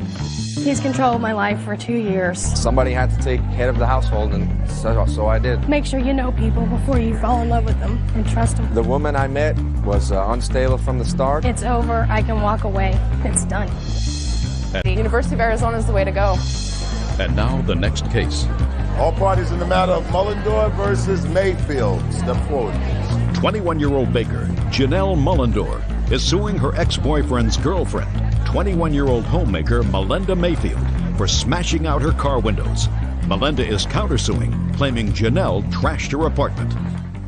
Miss Mullendor, you and the defendant have a boyfriend in common, and one of you has a child with him. Which one has the child? I have a child with Christopher. Where's Christopher? He is at work. What kind of work does Christopher do? He's a furniture salesman and he moves furniture. Invisible as he should be. In any event, Miss Mullendor, is your claim that the defendant vandalized your car? Yes. As a matter of fact, she was arrested for vandalizing your car. Yes. And you went to some sort of a mediation, a criminal mediation? Yes. And at the mediation, you promised to do something. What did you promise to do, Miss Mayfield? I agreed that I would pay Janelle back for the balance owed on her windows that she had to pay. And in the same note, she agreed that she would stay out of my life, out of Christopher's life, and out of our son's life. Leave us alone. And okay, now I assume that that was reduced to a writing. Yes. Mm-hmm. Can I see it, please? Because suffice it to say that the payment for the window was never made, and you have a defense to that. So let me see what you agreed to. Judge Judy continues in a moment. Out! I was a witness to... Did you hear what I said to you?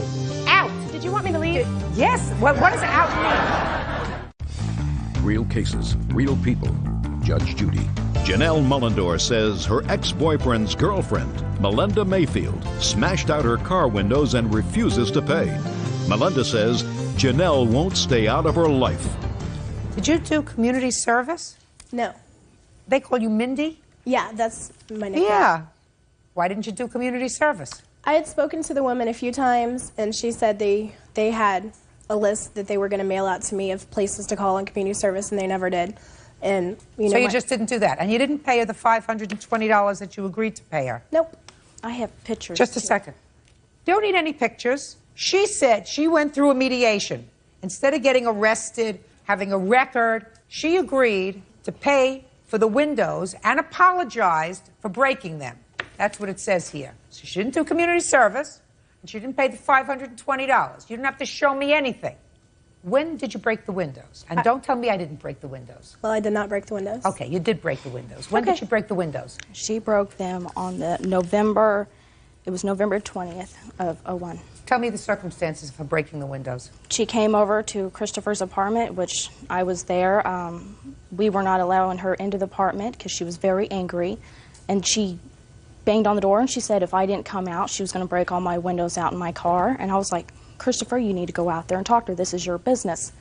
Well, she went and got the tire iron out of her car, and she broke out my front windshield, my side windshield, and my back windshield. And you saw her do that? Yes. Okay. I was not there. I was at my brother's house with I don't him. believe him. I don't believe you. Now, let's go for it. It doesn't make any difference. You agreed to pay for the windows. So she would you stay didn't away from pay me for the and my windows. son You and didn't my pay for the boyfriends. windows. Now you give me the defense. The reason I did not pay, because in this agreement, she strictly said she was not going to come around me, my child, or my boyfriend. She said she was going to stay out of her life. She asked for some property that was in the apartment, which I did not know whether or not any of it was hers. I asked Christopher. He said yes, that some of it was, not all of it. We agreed to make a time with her to come give her the things. On Saturday... So now Christopher's gone back to you. Yes. So from being with her, he decided to go back to you. We've been together since the baby was born. Was the baby born in November? January 1st, 2000. Oh, okay. So while you were pregnant, he was with her. Right. And then after the baby was born, he came back to you. Right. The prize, who's selling furniture someplace. Okay. So now he's back living with you. Yes. Go ahead. So March 23rd, 3 days after our mediation, me and my brother went to my apartment to pick up laundry. Shanda met us over there. Whenever I got there, my door was unlocked. I went inside. My entire apartment was ransacked and trashed. Pictures of me and Christopher holding our son for the first time were demolished, smashed, ripped, torn. And when I spoke to the lady about the mediation, she said that... what does that have to do with you paying the $520? The things missing were the things she asked for in the agreement. She obviously didn't stay away. She broke in. She refuses to get out of his life. She lives with his brother. She calls, harasses. She comes by, drives by our house repeatedly. You choose to have a baby with a loser. That's your problem. You get involved with and that makes you a loser. Hopefully, you'll grow up so that your child won't be a loser. My child's but right now, oh yeah, raised by two losers. Unless you wisen up, somebody who lives with one woman while he's impregnated another woman. She didn't live with him. Just a minute. Hangs around with her while he's got a pregnant lady who's due to deliver in about 3 months, and then says, well, now I'm going to go live with her, and doesn't have the moral fortitude to come to court with either one of them because he had to work selling his furniture, or was he running IBM? I'm not sure which one you told me, right? That person is a loser. Now, you made an agreement which would keep you from having a record, and that was that you were going to pay for her windows. That's what you do. And if you believe that she was responsible for burglarizing your apartment and for vandalizing your apartment, you call and you make a police report. And if they find her prints there, then they will arrest her. But you don't take it upon yourself to say, listen, I think she's the one who broke into my apartment. I know she took everything that she wanted. Pay attention. She has no proof she busted out the windows either. Get out. Get out. This is not a dance party. I'm sorry. Get out. Out. I was a witness to it. Did you hear what I said to you? Out. Did you want me to leave? Yes. What does out mean? I'm sorry about that. Just out. Out is out. Bottom line, you make an agreement with the criminal justice system. You abide by that decision. And if you feel as if she's breached the decision, you don't resort to self-help and say, I don't have to keep my end of the bargain. This is what the mediators told me. They said... Listen to me. Okay, I'm listening. Tell me what the mediators told you. These are the same mediators who didn't send you a list of places to go to do your community service. Everybody's screwing up except you. Yep. Judgment for the plaintiff in the amount of $520. That's Hello, all. I have a claim. This is case number 3. I just can't believe my family is disgusting like that. And now the next case. All parties in the matter of De La Fey versus Andrade, step forward, please. 20-year-old salesperson Vonica De La Fey is suing her ex-boyfriend, 23-year-old warehouse worker Cesar Andrade, for the cost to furnish an apartment and for breaking the lease. Cesar says she kicked him out and he's not paying.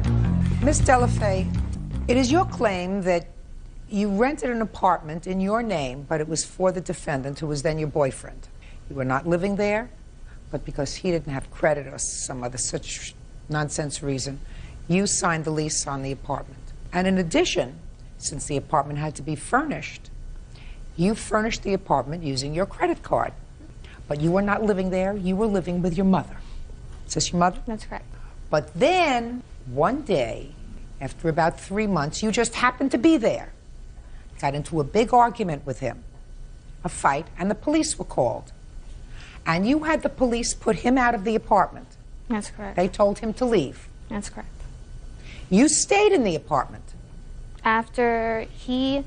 You stayed in the apartment. After he officially moved out, they told him to leave, but he did come back occasionally because he had nowhere to stay. You called the police and told them to put him out of the apartment. To ask him to leave. Right. And they did. Mm-hmm. Put your hand down. Ultimately, he moved out totally. You want him to pay for the rest of the rent on the apartment and all the furniture, even though you have the furniture. But I'm only asking for half. I have the furniture, but I'm asking for half. Right. You want him to pay for half the furniture that you have. Mm-hmm. Now, after he moved out of the apartment, you did move into the apartment. That's correct. And according to you, and stay there for the remainder of the lease. I did not stay in the apartment. I had my belongings, but I lived in Burbank. I went to school in Burbank, and I got a job in Burbank. So from Palmdale to Burbank, I did not always travel. I would stay there once in a while so that way people wouldn't think it's a vacant apartment. Let me explain something to you. The moment you called the police mm-hmm. and had the police remove him, mm-hmm. Actually, instead, shh, does it look like you're losing? If it doesn't look like you're losing, then you're supposed to be quiet. All right. Because nothing that you have to tell me at this point would be quite as interesting as what I have to say to you. So if you listen, open up your ears. When you called the police and had him removed from the apartment, instead of you getting into your car and going home. It was it was 2 o'clock in the morning. I don't care if it was 2 o'clock in the morning or 3 o'clock in the morning or 4 o'clock in the morning. You get in your car and you go home. You didn't even have to have the police come. You just get in your car and go home. He left in the morning, but he did not move out of the apartment. He left, but did not move madam, out. you treated it as if it was your apartment. I furnished it for him. He was my boyfriend. Good, then you pay for it. Him. Then you but pay for it. He should pay for half of it. No way. He doesn't have to have the furniture. It doesn't matter if he doesn't. I didn't want any of this stuff. This apartment was for him and his daughter. I have pictures. He played on my sympathy. Let me explain something to you, madam. Oh, go ahead. Let me explain. He might have. You have all the furniture. He can have it. I don't want it. I have it because he left the apartment. I do not want it. You have all the furniture. You're suing him for money. Half. Right. No, for money. Right. And I'm telling you, you have the furniture. He doesn't have anything. He was told to move out by you of an apartment that you say you really was just on paper. I didn't tell him to move out, to leave for that night. I did not tell him to move out. I did not tell him to move out. The sheriff said for him to leave in the morning but not move out. He still had his belongings there. He still lived there. Eventually, he just left. Where's all the furniture now? In my mom's garage. I don't believe you. The case is dismissed. That's all.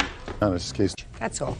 Case number 182 on the calendar in the matter of Hill versus Johnston. Thank you. Parties have been sworn in, Judge. You may be seated. Sir, have a seat, please. Ms. Hill, it is your claim that the defendant was negligent in taking care of the cats that he was supposed to be sitting for while you were on vacation. You had vet bills, you wanted to pay for emotional distress, for damage done to your apartment, all to the tune of $5,000. Yep. Mr. Johnson says he did the best he could under the circumstances. When did you make this arrangement with Mr. Johnston to take care of your cats? This would be probably in about July of last year. And how many cats do you have? At that time, I had 21. 21 cats, and how large a space? I think the house is about 2,000 square feet. And how did you know the defendant? He was my boyfriend at the time, and actually he insisted on watching the cats. He was at my house almost every night, and he went through my feeding rituals and everything, and because he was my boyfriend, and we'd spoken about getting married or living together, it was just, that's what he wanted to do, and that was fine with me because we were... Where were you going? I was going to Connecticut to visit my relatives. So this was voluntary on his part. You weren't paying him to do this. He was doing it because he cared about you. Right. Why don't you tell me why you think he is responsible for any damage and what the damage was in your house as a result of his caring for your cats? Okay. When he came to the airport to pick me up in my car, which I had never given him permission to drive. That's not true. When I came home and I opened the door, I also have a dog. The dog was not very happy to see me. When I opened the door to the main part of the house, I didn't see any cats. There were no cats that would come out to see me, and I was concerned about that because they're very happy. They love me and I love them. Well, bit by bit, I came upon them, and after about an hour, I found one cat, and I didn't find all of them. It turns out 6 were missing. In the end count, 6 were gone. I found one, and something was wrong with its tail. And there was blood on it. And I said, "What happened to my cat?" He said, "I don't know. I don't know." So I went through the house, still, trying to find what happened, find them. And then he told me that one of them had died when I was gone. And I got very upset because I said, I was not told. Why didn't you call me? Why didn't you tell me, what happened? He said, "I just came home and it was dead." So I did at that point, I was very upset. I was actually getting hysterical. I didn't want him around. I wanted him to leave my house. I was screaming at him to leave the house. He wouldn't leave. Eventually what he did is to make me be quiet. He pushed me. I pushed away from him, wound up on the floor, and he was choking me, and he was cutting off my air supply. And he said that, I can't remember if he said he would break my neck or he would kill me if I didn't stop screaming. I couldn't get him to leave my house. I went into my living room and I locked the door, and I just stayed in there. I don't know I don't know if he slept in his van or what, but anyway, that was Saturday night, Sunday morning. The next day was Labor Day. I couldn't take the cat to the vet. The day after that, I take my cats. There are 2 cats. both of these cats had been mutilated and abused, and I have pictures if you want to see them. There's a series of pictures. It's how they were before I left and what happened when I came back. They incurred, they had to have several operations. One of them almost lost his leg. Several of the cats have had their teeth knocked out. I found this about... Were the cats fighting with each other? Were they having cat fights? He said that they were. Shh, I'm asking you. I have not seen... Oh, no, when I came back? No. You have pictures of destruction in the house? Yes. You think that he destroyed things in your house? Yes. Let me tell you this. All right.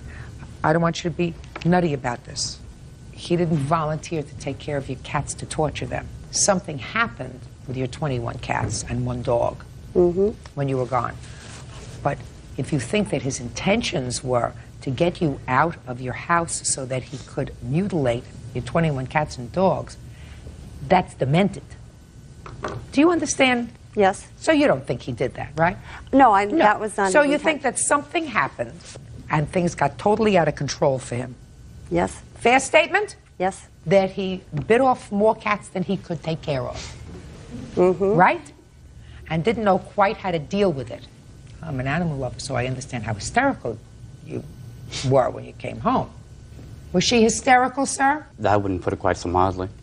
Mr. Johnson, you were the one who picked her. You were the one who volunteered to take care of 21 cats and a dog. I mean, you got to be a little bit bonkers to do that. You know, that's a lot of responsibility, especially. I read your answer. You said a couple of these cats were crazy. They had to be kept in a room one separate in particular, yeah. separate from everybody else and be fed separate, you know. And even the plaintiff talked about in her testimony her feeding ritual. Yep. Which is, you had a couple of cats that were a little more aggressive. There's an order to who eats, so they make sure that If they eat out of order, it's havoc. It's havoc. Well, you know, I Miss mean, Hill. I'm supposed to eat and all. You see this, you got 20 cats going at each other. It's, You decided to assume the responsibility, Mr. Johnson. I thought they were just little cats. Mr. Johnson, you were there. I know. So you assumed the responsibility. They're loving to her. They weren't crazy about you. Well, half of them were. The other half, like, oh my God. Mr. Johnson, let me ask you this question. I don't want you to tell me everything that went on, because I have a few things after reading your answer. And, you know, we're not going to go on with this forever. I want to know, once you started to realize that you were over your head with this one, why didn't you call her in Connecticut and say you better come home? Fear. Fear of what? Not following through with something that I had promised. We had talked about serious commitment and what goes along with that. And to be honest with you, I've never had a successful serious commitment in my life. And there's no way I was going to fail at this. That's why I insisted, I'm going to do this, and I'm going to do it right. But you couldn't. No, I couldn't. But you realized that you couldn't early on, so that you have to call her and you have to say, I cannot. We talked every day. She goes, how are the babies? And she's talking about the cats, like her children. Oh, they're fine. So you lied to her. Yeah. So you Otherwise, she's going to get on the plane, come down, and probably kill me. Judge Judy continues in a moment. Either you did it on purpose or you did it because you were stupid. I Which didn't one do was it. it? I had 3 baseball buddies over one evening. That's stupid. And later today, Did you ever hear the expression, no good deed goes unpunished? Yes. That's what happened. They are two amoral people. real cases, real people. Judge Judy.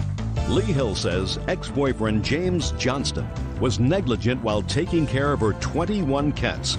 James says the whole ordeal was a nightmare. There was some flooding that's talked about. And in your answer, Mr. Johnston, you say, I was running a bath, but ended up getting very distracted by the precise feeding procedure I was to follow. The next thing I knew... It was a book. There was water all over the place. You know how long it takes to feed 21 cats? Just a minute. I'm asking like a question. 5 hours. Just a second. What were you doing? Mr. Johnson, who were you bathing? Me. I was getting ready to... I got there about 9:30 at night. I had worked all day. It was Just a hot. minute. So you were staying at her house? Yeah. We were basically living together. Unofficially. Just a second. Unofficially. I don't care. I just didn't know why you were running a bath when you were supposed to be feeding the cats, so you were living there. I'm walking around naked, got the water going. I'm getting things ready. I understand. So he was living in your house? Yes.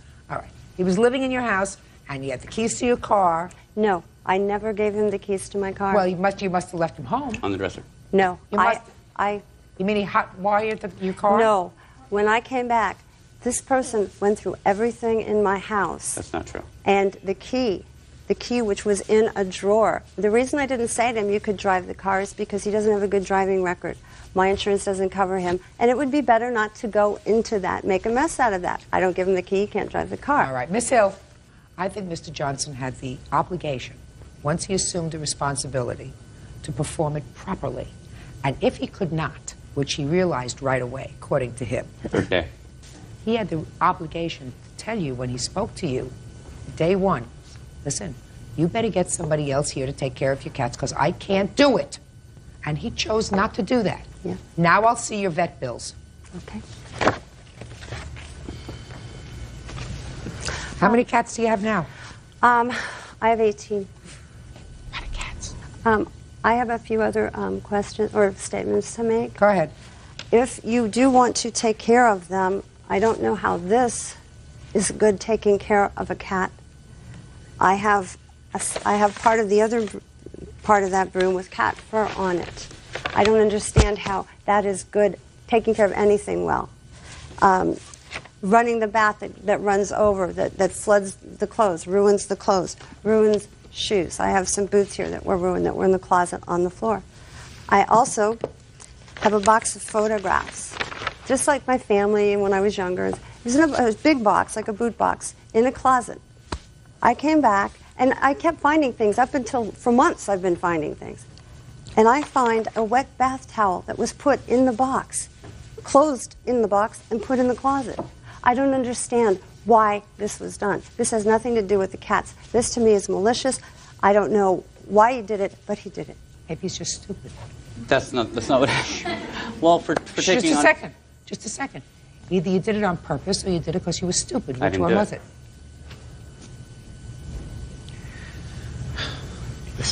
I had 3 baseball buddies over one evening. That's stupid. Yeah, I got out of hand. So either you did it on purpose or you did it because it was stupid. It was stupid. If you had 3 baseball buddies and one of them acted like an idiot, that's your fault. 2 of them did. I also requested that nobody come to the house for the simple reason that there are a lot of cats. And the more people that are there, the more doors are left open, the more chaos there can be. So Nobody believed me about the amount of cats. I had to show them.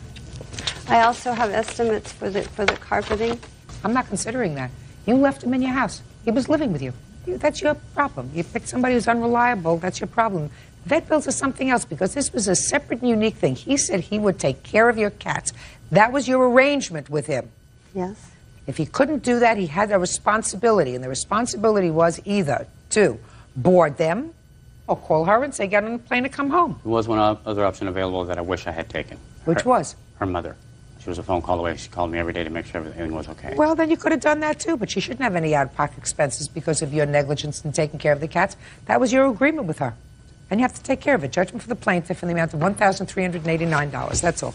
Parties are excused. You may step out. The cat's tail got hurt because it was in a fight, and I yanked it out. Then later on he said he accidentally electrocuted it. I did what I could under the circumstances. He's got a, was it a Medal of Valor or a Purple Heart? I can't remember which. So, I mean, I don't believe it. If you need to make a promise, make sure you can do it. I had to lock myself in part of my house to keep away from him. 23-year-old accounting assistant Ilana Martin is suing 65-year-old beauty college owner Giovanni Scavo for $5,000. Ilana says that during a hair treatment at Giovanni's beauty school, a student hairstylist burned her face. Order. All rise. Now, this is case number 606 on the calendar in the matter of Martin versus Scavo. As a sworn-in judge, you may be seated. Ladies, have seats. Miss Martin, it is your complaint that you were injured while you were having a hair process done at the defendant's establishment. Yes, that is correct, Your Honor. Okay. What kind of establishment does he have? A beauty school. And are these people who work in the establishment licensed beauticians? Not yet. They're students. Okay. And you knew that when you went in? Yes, I did. And when did you first start going to a school? I don't remember the exact date. I would like to say December of last year. And what kind of processing did you have at the school? Normally, I would just get a flat iron, basically a straightening with a pressing kind of iron and it's just straightening the hair, like a pressing. It's a hot iron. Mm-hmm, correct. Well, that's your complaint. You complained that sometime in January, was it in January? Yes, you were January burned, 19th. You were burned with the iron. Yes. And you want to be compensated. Yes, I do. Okay. How many times had you had your hair straightened before January 19th? At least 8 times. With the same person? With the same person, and occasionally with someone else. But I was confident in her work, so I would usually make an appointment with her. What's her name? Aisha. And what happened when you came in on the 19th? She seemed a little preoccupied, but I didn't think that I was in any danger. And while she was almost finished, she was straightening this portion of my hair over here near the right temple, and the point of the end of it touched me on the right temple, and I still have a scar, permanent scar. Could you step up for a minute? I want to take a look at that. Yes. And would you like to see any pictures? Well, first let me see the scar itself. Right over here? Yes, right temple. With the triangular shape. Okay, Correct. step back. Okay. What happened after she touched your face? After she touched my face, I expected an apology at the very least. If it had been me, I believe I would have been so shocked I would have said oops or I apologize or whatever. I didn't receive that. Basically, I think she was annoyed. Don't tell me what you think. Tell me what happened. I'm sorry. Basically, it appeared that she was annoyed, and I said that I needed to tell the management or whoever was in charge that this had happened. Did somebody come over to look at you, or did you go to see the manager? Well, there were 2 people that were in charge, and one came over and told Aisha to give me a type of ointment, and that didn't seem to help. It was still hurting. And then the other lady, who I presume is higher up, came over and informed me that this type of thing is normal and it happens sometimes, and basically I can't expect to be compensated for such a Well, occurrence. did you ask for compensation at that time? I did. What did you say? I wanted a facial, free facial. Basically, So what do did you say? You anything. burned me and I want a free facial? I said that I've been burned, and I said that this is negligence, basically, and I said, are you trying to dismiss this? Are you trying to make light of it? And she said that she wasn't, but I could tell that basically she was trying to brush it off. When did you discuss free facial with her? Right there, while I was sitting Well, tell in the me chair. what you said to her. I said, at the very least, can I at least get a free facial, like when I come back, because I don't want her to do my hair again. I don't want to get my hair done. Mhm. So since I wouldn't want you to, have me get something with the hair, can I just, facial or something? Did you subsequently go to a doctor? Yes. When I got to urgent care. Do you have a report from them? Yes. Can I see it, please? And when I got to H. Your entire bills were $5? Well, I did go back again to the doctor in February, the beginning of February, because I had expected it to fade away or something. I had been treating it with the ointment they had given me and everything, but it was still there. And basically, he was telling me that there was nothing he could do. So I'm assuming that I'm just going to be stuck with a permanent scar. Mm-hmm. Were you there when this incident no, happened? ma'am. I was not on the premises when the alleged accident happened. Well, who was there? Ms. Asaf is the supervisor, Step up, please. and Aisha was the student that performed the services. Okay. One of my questions is, when someone comes into a school to have work done, do they sign any sort of release? Yes, ma'am.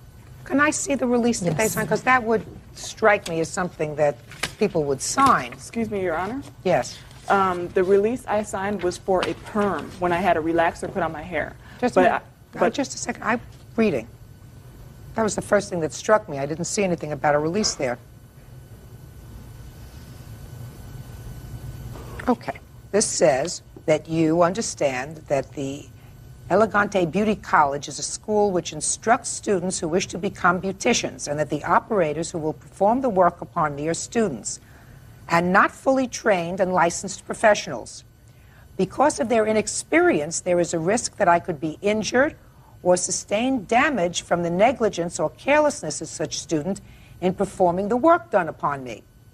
Nevertheless, in consideration of a reduced charge I will pay for such services, I agree to assume the risk of any injury or damage that I may suffer because of such negligence or carelessness. and I agree to give up my right to make a claim against the student, the school, the instructor, or any school personnel. And you signed it, and it's dated November 3rd, 2000, right? Yes, you're So? right. I signed that when I received a relaxer, because I believe anytime that there's a chemicals put on the hair, that's when they have you sign that. No, that's not what this says. That's not what this says at all. And one would not expect them to have you sign one each time you came in. You came in, according to you, 8 times, Miss Martin.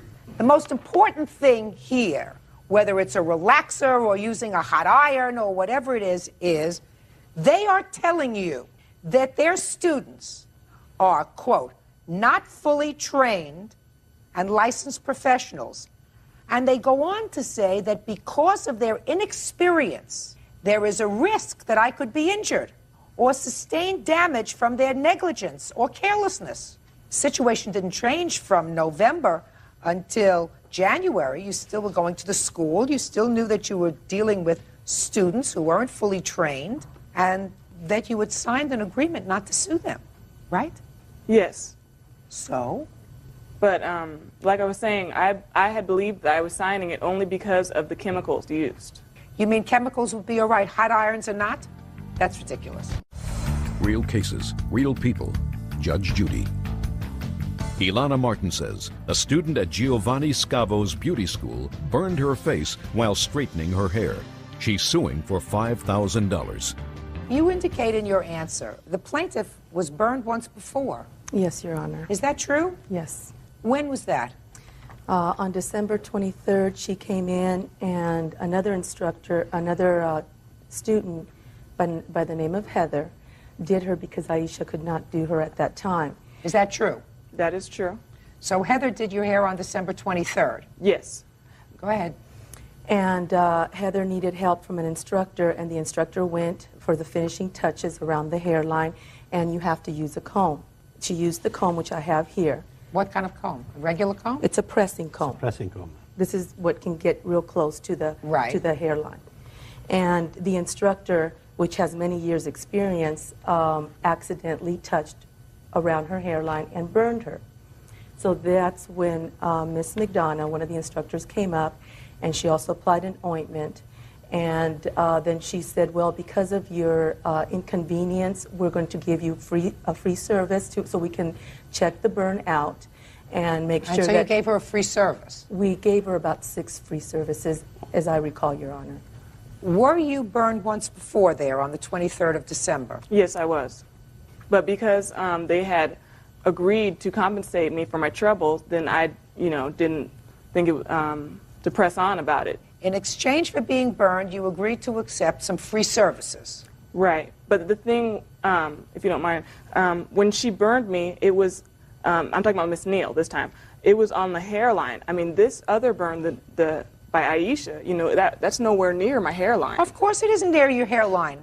But Miss Martin, according to your statement to me, what you did at that point was say, I want a free facial.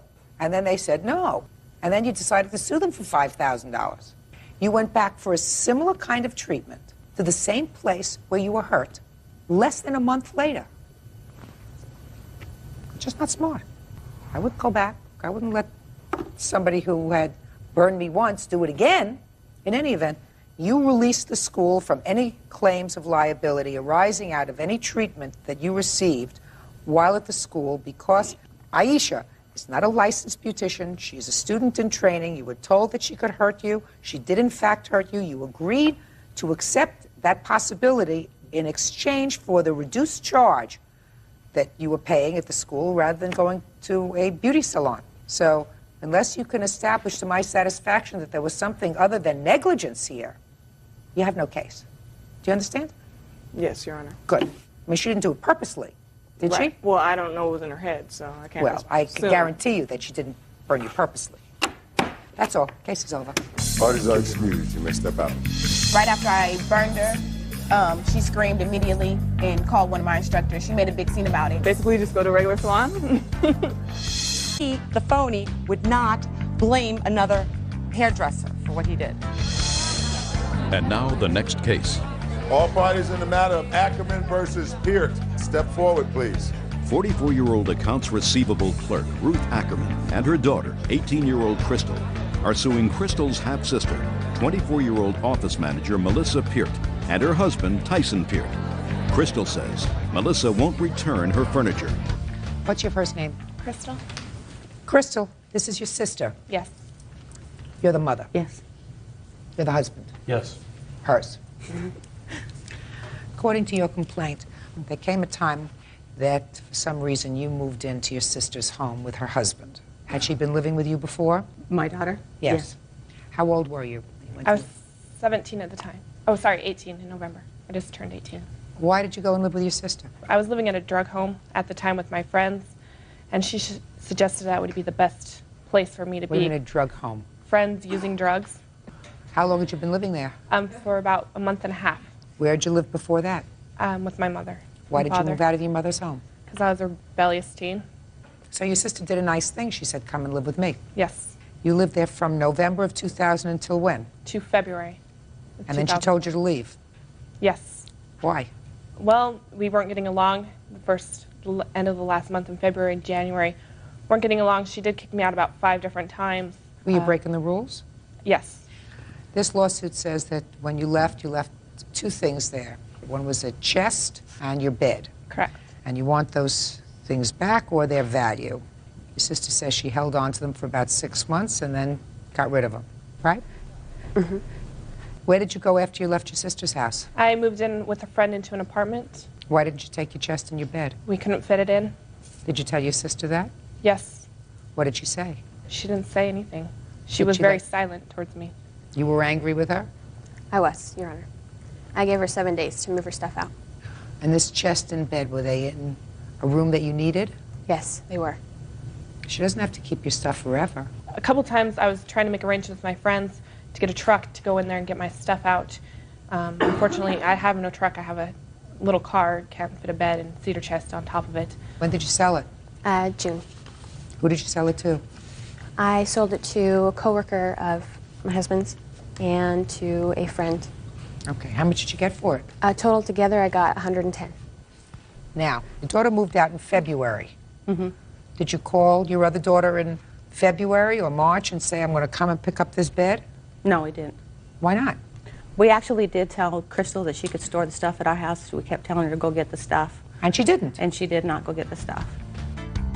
When you moved in with your sister, you lived there for November, December, January, 3 months. Did she support you? Yes. You weren't working? No, I was looking for a job. I had a job when I was living there, and I did lose the job. So your sister took care of you? Yes. So why would you want to sue her? I just want my stuff back. She doesn't have it. Well, I want what she sold. That's my bed, my cedar chest. My cedar chest means a lot. I got it for my 16th birthday from my parents. I mean, Oh, she sold both things. it's So- valuable stuff to me. She doesn't have them. She kept them in her house for months. You couldn't get a truck. Your mother wasn't talking to her directly. She was talking to you. She could have stored the stuff but never made arrangements. And I assume that you and your other daughter are not getting along for some reason. Is that right? In the last couple of months, yes. Well, that's Prior to her moving out and that, no. We were fine. Your Honor. Yes. And the reason why this pretty much whole thing started, because I found my biological father, and when my grandfather passed away in May, he was asked to be a pallbearer, not my stepdad.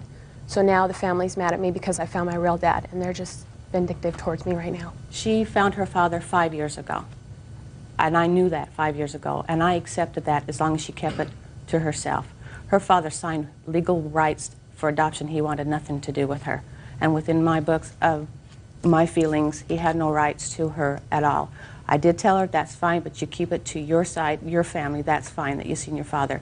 I did not need it in my life. I didn't have to have it in my life.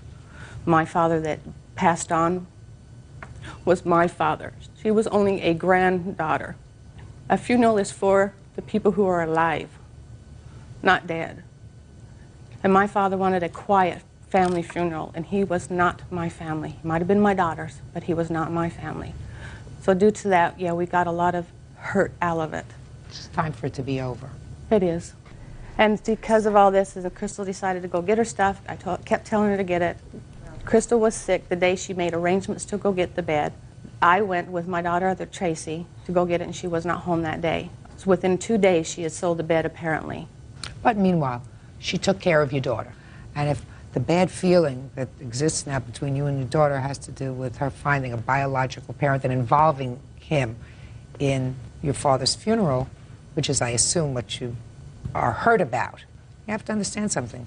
When you make choices, you made a choice, you had a child, and so did her biological father at that time, and I assume you were both much younger, but children have a natural curiosity. Children very often have a need to know their biological parents. Even if her adoptive father was wonderful to her, there is sometimes that need. And maybe it was wrong for her to involve her biological father in your father's funeral. I don't disagree with that. But it's over. It doesn't mar something forever. It doesn't mar that Your Honor, it wasn't me involving him into the funeral. It was actually my grandfather's wishes. They were very best friends in the past, and within the last 5 years, he begged me to bring him around because my grandpa was on his deathbed. And I brought him around only under my grandpa and grandma's wishes, and it was my grandfather's wishes to have him there. It wasn't me. I had no idea. Did you tell that to your mother? I surely did. I don't Certainly believe did. it.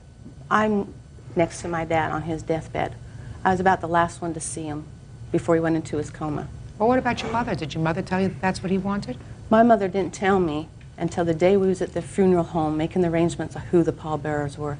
That's but when did she your told mother me. tell you that that was your father's request? She said, I don't believe her.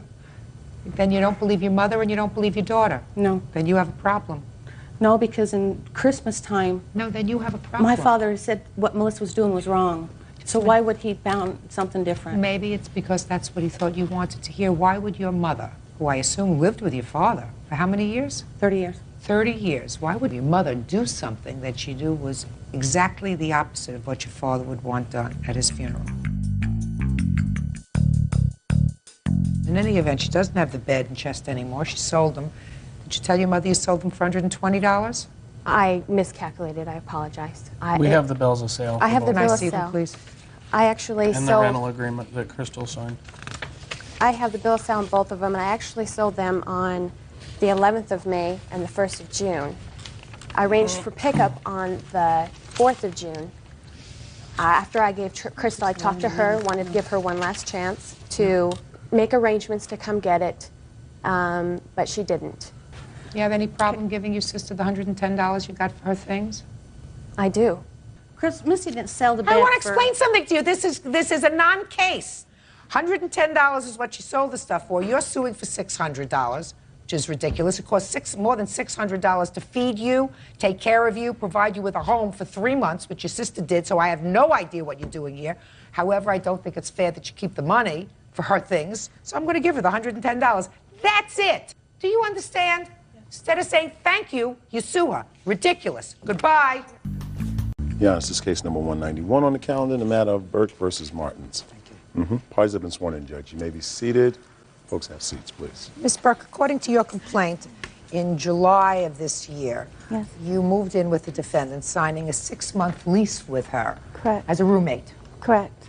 It was not a match made in heaven. No. It is your claim that 3 weeks later, she forcibly evicted you from the premises. You are suing her for the expenses that you incurred as a result of that move. Correct. Okay.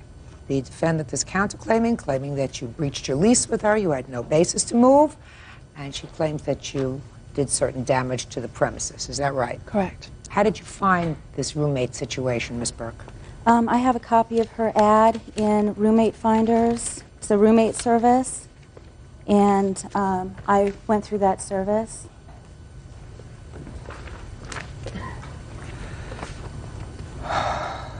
Did you find it online? Is that what you Yes. did? Okay. So when did you move in? On July 25th. And did you pay August's rent, Yes, I did. which was $800? Yes, I have a copy of all of my canceled checks. I don't think that she denies that. No, And you I don't. paid an additional $400? Yes, I did. Is that right? Yes. All right, so what caused you to move? Well, when I moved in, and actually when I came to look at the place, Miss Martinson informed me that she was a massage therapist. and that she worked from her home. I wanted to know what kind of massage she performed, and I asked her specifically, is it like sports injury massage? And she said, oh yeah, that's basically what I do. And I said, well, what hours do you perform massage out of the house? And she told me it was strictly during the day. And I was fine with that. She was what I thought was a struggling mother who just had a child, and anyway, I don't want to ramble. Anyway, 2 nights after I moved in, I was walking from my bedroom to the kitchen, and in the living room were 2 naked people. The naked man was lying on his back on the massage table, and the naked woman, not Mrs. Martins, was massaging the naked man in the portion of his body that should be covered by a towel. Your Honor, this is not true. Just a minute. Go ahead. It is true. I informed Miss Martins what I had seen, and she told me that she didn't know what was going on, and that she was very upset with her friend, and that she would take care of it, and that wouldn't happen again. Someone else worked out of your house as well? No, I had a girlfriend. She was there. She's here in the building, and she would like to testify, just not on camera. She will testify that that is an incorrect statement. Was she using your house at any time to give massages, whatever kind of massages they were? She was spending the night, her and her boyfriend. What they were doing that night, I don't know. She was, according to her, giving him a great massage. A couple nights later, I walked out, and the same naked woman was there with a different naked man. This time she was crawling on top of the naked man. In the living room? Yes. And I informed Mrs. Martinson again. She promised again it wouldn't happen. I just wanted to believe that it wouldn't happen again. But it continued to happen. As a matter of fact, it was 4 o'clock in the afternoon this time, and her friend had come over with this third, different man, and they had gone into the back bedroom. And when I asked Rebecca about it, she stated that she didn't think that there was anything wrong with it, and that I told her that from what I had witnessed, it was basically prostitution in my definition, and that I'd worked far too hard for my goals. I'm also a full-time student, that I wasn't going to let what she was doing put me at risk because of these strange men coming in the house. This was after about a week? That was about 2 weeks. 2 weeks? 2 weeks. Okay, so you had this confrontation with her after 2 weeks, and Yes. whether she was correct as to what she saw, accurate as to what she's It's not reporting. accurate. Just listen to me. You didn't let me finish. Sorry. Whether she is correct or she is incorrect about what she saw, you did have this discussion with her during this first and second week of her tenancy. It was after the first week. So whether it's right or it's wrong, this is what she reported to you and complained about. Is that right? Half of it. Fine. Not Even if it's entirely. half. I don't care which half. The bottom half or the top half. It doesn't make any difference. It's half. Okay. Okay. So what happened? So now you're in the second week. Right. Go ahead. I had finals coming up in a week, so I knew that I had to concentrate on finals, so I basically needed to deal with this afterwards. Did my studying mostly from my office, sometimes picked up the dogs and took them to the dog park and studied there, anything to keep from going home because of what was going on at the house. I didn't want to go home. After I finished my finals on August 12th, I got home at about 3:30 in the afternoon, and I went back, and my dog was out there with a muzzle on his nose. It was about 100 degrees out in the valley on that day, and he was sick and lethargic. I threw him in the pool and brought him inside to bring his body temperature down, and called the emergency vet. Because he couldn't pant. He couldn't pant, he couldn't drink. And I called the emergency vets, and they told me just to monitor him. And he got better, so I didn't end up taking him to the vet. But they did tell me that if he had been there longer, he would have Don't tell me died. what they told you. Muzzle was tight on his face. Couldn't pant, which means you can't get rid of the heat. Right. Couldn't drink. Okay. Did you discuss that with her? Yes, I was actually very upset when it happened, but I realized by the time she got home about 4 hours later, I didn't want any kind of confrontation, so I just calmly said, please don't do this. You know, it put him at danger, and I don't want to, you know, he could have died. Real cases, real people. Judge Judy. Tara Burke claims former roommate Rebecca Martins forced her to move. Tara says Rebecca is running an illegal massage business. So what happened next? I basically stayed in my room that night. The next day I went to work. It wasn't until 2 nights later. Miss Martinson was getting ready for bed, and I informed her that I didn't think the situation was going to work out and gave her my notice. Okay. The next night I got home at about 8 o'clock, and Miss Martins was in a rage. And she asked me if I'd found a place yet. And I told her, no, of course I hadn't. We had just spoken about it the night before. And at that point, she started screaming at me and, you know, saying that I used the house as a hotel and I've been gone all day. And I said, I have a job. Of course I've been gone all day. And she said, well, you're off at 3. You know, it's 8 o'clock. Where have you been all this time? And I was actually shocked that she would even be questioning me on that. And she's just a roommate. So basically, she started getting more and more aggravated and informed me that if I left for work the next morning, she was going to throw my belongings out on the lawn and change the locks. At which point I told her that she couldn't do that. That wasn't legal. And she started, you know, saying, well, you can sue me, but that won't do you any good. And I said, well, you're out of control. And I reached for the phone to grab 911, and she came after me. No. So I ran out the side door of the house, and I ran to the neighbor's house and called 911 and waited at the neighbor's house for the police to show up. The police showed up, and they spoke to each one of us separately. They came out and told me that it was illegal for her to do that, and if she were to try to do that, that I should call them back and they would come back and arrest her, and that I should try to get out as quickly as possible, and I told them that I would. So you moved out the next day? Yes. And the entire time I was moving out, she was behind me screaming and threatening me. And okay, so you moved out on the 16th? Correct. Okay, now let's hear your version. Okay, it's really not quite what she said. Just tell me your version, I'll decide. She comes to visit on my ad. I liked her, I let her move in. Everything was okay. She paid me the money. The dogs came after, about 3 days later, and they were a problem from the onset. But she told you she had dogs before. Right, but she also told me it was a 7-year-old Rottweiler, and it was a 2-year-old lab that was very well behaved. They were not. The 7-year-old was in heat, and the male was very aggressive. I have pictures of where he bit my dog. He bit my dog 3 times, and that is the reason the muzzle was put on. And she was the one that told me, if they get out of hand, put the muzzle on it, it's in the garage. So that is why I did that after my dog was bitten. And the reason why I had the fight with her at all was because she wasn't looking after her dogs. They had escaped from the yard twice.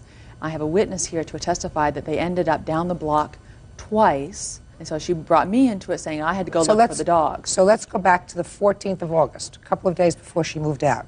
Actually, we need to go back up to the first week. After the first week, she got upset because of having a friend over, and she said she saw what she saw. I never saw it, denied it. That's incorrect. So that day, she said, I can't handle this. I'm giving you my 2-week notice. Okay. So then on the 14th, Your Honor, she reiterated to me that she was moving out at the same point that we fought over the dogs. I said, your dog's in heat. The male dog is beating up my dog. You need to separate them. And then she did. She put them a few days earlier in the dog run, but then there's no shade there. So I had to keep giving them buckets of water. I had to keep hosing them down. Meanwhile, I have a sick baby in the house. Okay, and so, it was so an now we're at the inconvenience to 14th me. and 15th. Go ahead. Right. And so I told her, I said, you're not looking after your animals. I'm not looking after them tomorrow. I said, I am not looking after your pets one more day. This is not a daycare for animals. It's not included with the rent. Okay. So she got all mad at me. She grabbed my phone. She ran to her room. Of course, I followed her because she had my phone in her hand. I didn't agree to let her use my phone. And so she goes, I'm calling 911. I'm like, for what? And so she exited out the side door of her room, and she went outside because I unplugged the phone in the living room so she couldn't use the phone. Why did she do that? Because she grabbed my phone. She didn't have permission to use it. Well, you knew she was calling the police. She said she was. I didn't know what she was Well, going to do. who did she think she was going to call? I don't know. I wasn't really sure, but I didn't want her using my phone. Go ahead. So I unplugged it, and so she couldn't use it. So then I guess she went to the neighbors. Right. The police She called came. the police. Right. Police told you you couldn't evict her. And I said, well, she gave her 2-week notice, and it's up tomorrow. But she's already paid up till the end of the month. She gave her 2-week notice. She paid up till the end of the month. Okay, well, I had someone else that wanted to move in because she had given her notice. Okay, so she moved out the next day. She moved her dogs at 9 in the morning, and I thought, great, the dogs are gone. Then she came back a couple hours, and after her and her friend had berated me, and that's why the police were called again that day, and they came to keep the peace. So the police were there the day she moved out with her truck, and upon leaving, she decided to vandalize my car. I have pictures here. She scratched to 3-foot scratch across my brand new car. Who saw her do that? The neighbor across the street. Where's the neighbor?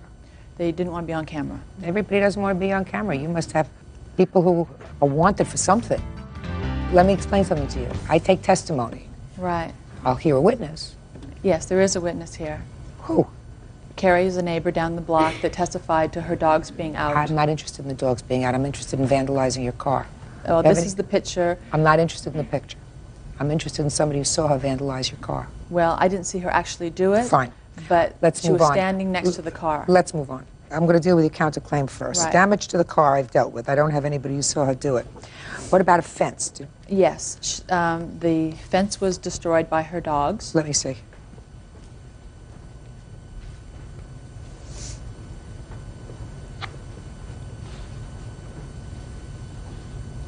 Did your dogs do this? I have no idea. This is the first I've heard of it.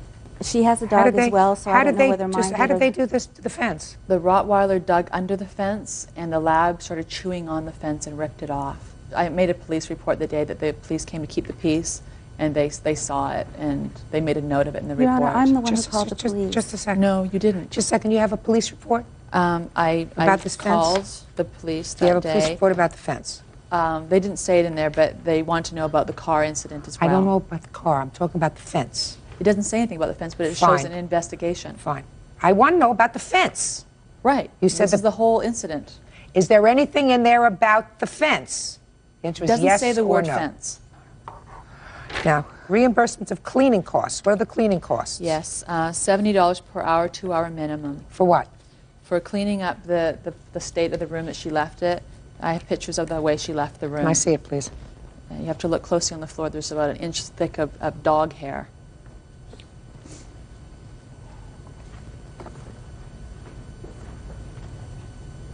This is the room the way she left it? On the floor, yeah. It's pretty clean to me. Next. There's dog hair on. No, look on the floor. I'm looking at the floor. Okay, and the Looks pretty clean to you? Looks clean to me. Next. What else? Okay. Defamation of character and miscellaneous expenses. Right, the biting of my dog. Forget it. Was a show dog. Okay, good. Okay. The dog. Miss Martins, I'm not going to torture you anymore. Let me give it to you as I see it, madam. Okay. The plaintiff wanted a roommate. Yes. She wanted to live with someone. She answered your ad. Yes. In good faith, she came. You asked her for $400 security. Yes. She gave you $400 security. Yes. She agreed to move in. She moved in on or about the 25th of July. She paid you the entire amount of rent. Yes. So that she was all paid up through the end of August. She was so uncomfortable with the situation there that she saw, so uncomfortable that according to you, she was so upset that your friend was doing business out of your house that after 1 week, she said, I can't stay here anymore.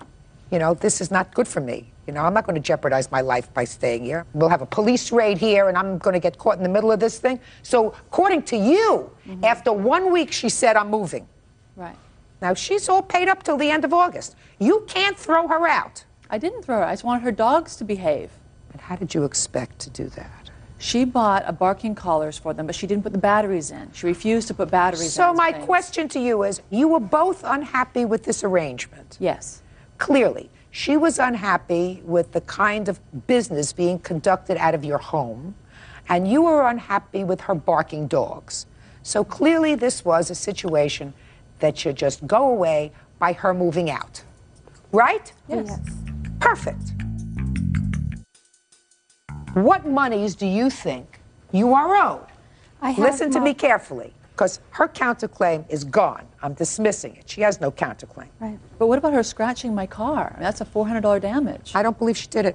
I didn't. Since I don't believe very much else of what you tell me, Miss Martins, I don't believe that she scratched your car. She scratched my car. Okay, good. Where did you go after you left her house? A good friend of mine, when he actually heard what was happening in the house, had been telling me, get out, I have a 3-bedroom house, you can stay with me. I felt my duty as a tenant was to give notice, so I didn't, Just answer my question. My friend's house. Are you still there? No, I found a place. You found a place in a roommate situation? Very nice roommate, though. Okay. And she has a normal job. Your Honor, was not working out of my house. She was there with a boyfriend. I mean, you're claiming that she was working out of my house. She's not at work. She's a flight attendant. Let me tell you this. Whatever she was doing in your house when you weren't there I was According to you. Listen to me. You're not getting it. Are you thick? I tried to explain it. I will do it one more time. She came, she gave you money. According to you, she gave you notice within 1 week that because of the things that she was observing in your house and she was so distressed, she was giving you notice. That's according to you. Well, she could see now, just through a second. walls? Just a second. What I'm telling you is, based upon what you told me, after 1 week of living in your house. She was complaining, yes. No, is very attractive and very thin, and she was calling her a crack because of her thinness and her wanting to swim in my pool naked. Miss Martins, there is no question in my mind that the She was plaintiff... jealous of her. Judgment for the plaintiff in the amount of $1,100. That's all. Parties are excused and may step out. Yeah, this is case number 184 on the calendar in the matter of Roy versus Zamias. Party, you're welcome. Parties have been sworn in, Judge. You may be seated. Ladies, have seats, please.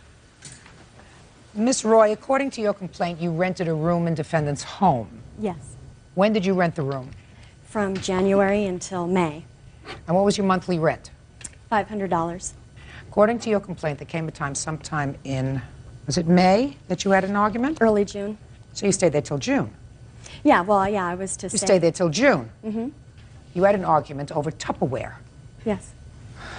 As a result of that argument, you say you were assaulted, given an eviction notice, forced to move. You want the defendant to pay you for the assault, pro rata for the rent, because you had already paid June's rent, I assume. Mm-hmm. Your moving expenses, told you wanted to pay $1,543. So let's take it from. When in June did you have this argument? June 6th. Tell me about the argument. Well, the morning of June 6th, I woke up and I had been looking for my Tupperware throughout that week. And what Tupperware? This Tupperware right here. Those two pieces? Yes.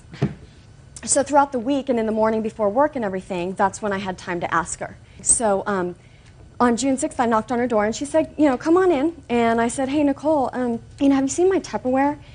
And she said, no, you know, and went on into, you know, Karina, I need to stop condensing your food down into smaller containers in the refrigerator. And this was the third time that I had asked her for my Tupperware, and she was changing the subject when 2 other times I wasn't getting direct answers, and where she was directing me, they weren't there. Like the first time I asked her. I'm not interested. Okay. Just get to the point. So I said, look, if I don't get my Tupperware back, I'll just take it off my rent. And she said, well, don't you dare! And she threw her blankets off her, with which every morning. Just a second, are you telling me you went into her bedroom? Yes. To ask? Let me finish my question. You went into her bedroom to ask for those 2 pieces of Tupperware? Yes, for the And third. she was in bed? Yes. Go ahead. So she threw her blankets off. Mm-hmm. Go ahead. But, you know, every other morning. Just answer the question. Tell me, she threw her blankets off and said what? Don't you dare, you know, and she threw her blankets off and she ran to the door and slammed it open. She said, I ate it! And she stormed into the kitchen. And I followed her. And she opened her Tupperware cupboard and forced all of her Tupperware on me like that. Let me explain something to you. Don't get dramatic with me. Okay, go ahead. So she... And threw all of her Tupperware on me. She didn't throw all of her Tupperware on you. Yes, she did. Yes, How did she did. Miss Roy, you're standing there, so what you're telling me, she took out each piece of Tupperware from the cupboard and threw it at you? No, she has a Tupperware cupboard, and she put her arm on one end of that Tupperware cupboard, and with all of her force, threw it on me, and I was standing behind her, and it landed on me. Is that the assault you're talking about? No, and there was one other. No. Is that the assault that you're talking about? That's one of them, yes. And when was the other one? Then she kept standing there and screaming, you know, how dare you, and don't you dare, don't you even dare, Karina, shame on you, shame on you. Shh, listen to me. Like this. I hear you. Okay. Go ahead. Well, this is what she was yelling at me. Go ahead. And I said, you know, Nicole, you said you were going to take care of my Tupperware, and and on Sunday your maid came, and I haven't seen him since. And she said, there's your answer, Karina. Look in that cupboard there. Look in that one. And I go over there, and I open it up, and it's kind of on the ground, so I kneel down, and there's my Tupperware, and I grab it. And when I'm down, she's leaning her whole body into me, pointing her finger in my face. How dare you? Don't you even dare. Shame on you. That's it. I want you out of here. And she hit my head with her finger. She had all of her weight on me. Next. So what happened next? So then I got up and I'm just like backing away. I'm walking out of the kitchen, you know, and she threw her hand up. stand you. You know, how can you do this? And that's it, Karina, I want you out of here in 30 days. And I'm standing there, and we're standing in front of Anna now, okay? And I said, good. And Anna stood up and said, hey, and looking directly at me, and said, hey, hey, the babies, as she's looking at me. And I had not said anything through this whole entire time. What did she say? The babies. The babies. Hey! Quiet. What happened next? Well, you went to work. As Anna was You saying, went to work? Yeah, I went to work. And what happened when you came home from work? There was a letter in my room. And what did the letter say? It said, because of your histrionics and verbal assault this morning, Anna and I agreed that for the sake of the daycare children, you are to leave the premises as soon as possible. I am hereby giving you a 14-day notice. Okay. You don't deny writing that note? No. No, good. Okay. Where did you come to a 14-day notice? In my contract, Your Honor, I have it's a month-to-month lease. Yes, so there's usually a 30-day notice. Right. And because of the daycare, should there be any behavioral or safety issue, I exercise the right to use the 14-day. And also the tenant. Is there a notice in your agreement giving you the right for a 14-day notice? Yes. Let me see it. Yes, it's right here. And, can I see it, please? Yes. Good. There's also a 48-hour, but that's for something more serious like underage drinking. Let me just see. In my home. Okay. With at least 14 days' notice given and acknowledged in writing by both parties. Okay, so you gave her a 14-day notice. My assistant and I decided. Okay. So that's on the 6th? Mm-hmm. When did you move out? Moved out on the 9th. 30 days hath September, April, June, and November. So what we're talking about is 21 days. Is that right? No, so I had paid June's rent on May 21st to stay till June 21st. Oh, okay. So that means that you're only entitled to 12 days. Yes. You have a problem with giving her her prorated rent? I do, Your Honor, because I gave her the 14-day notice. She moved out before. And she had announced to me that she would be moving out the following Saturday, which was in a couple of days. And my exact words were, Karina, you're free to move whenever you want, but the room is yours until the 21st. That's just because you say so. And listen to me. Just because you say so doesn't mean that that's so. You gave her a 14-day notice. Right. Because you say there was some egregious reason why you gave her short notice. If she decides not to stay there until that time, that's her prerogative. You have to give her her prorated rent back. But, Your Honor, the problem is, although she physically moved out, her property was still in the room.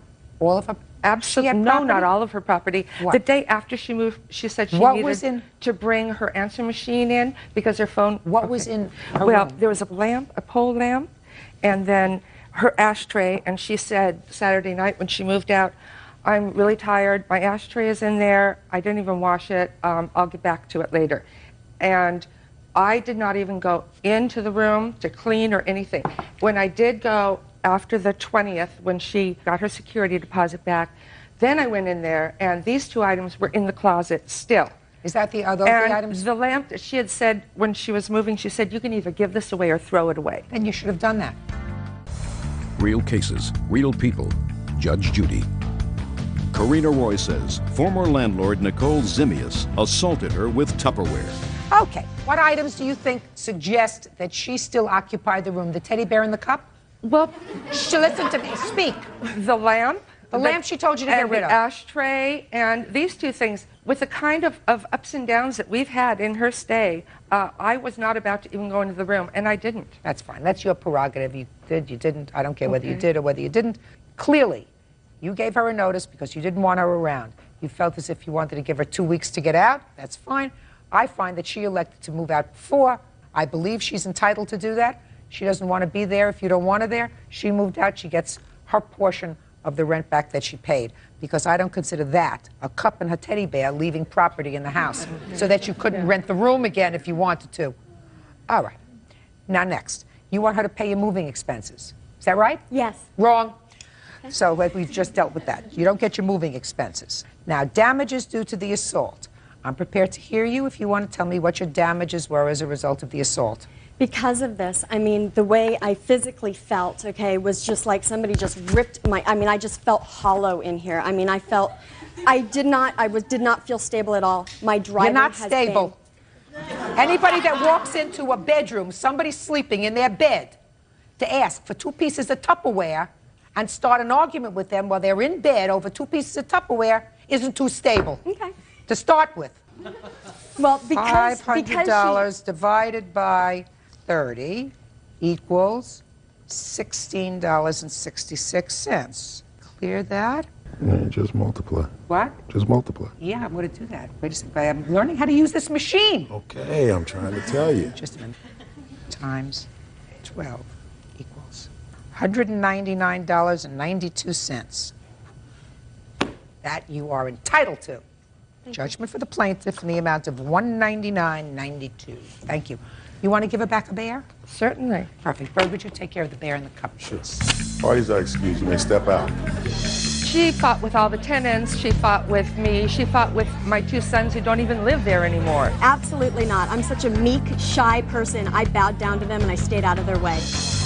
And now the next case. All parties in the matter of Clark versus Bruni. Step forward, please. 21-year-old student Elizabeth Clark is suing 21-year-old student Callie Bruni for the unpaid balance on a trip to Cancun.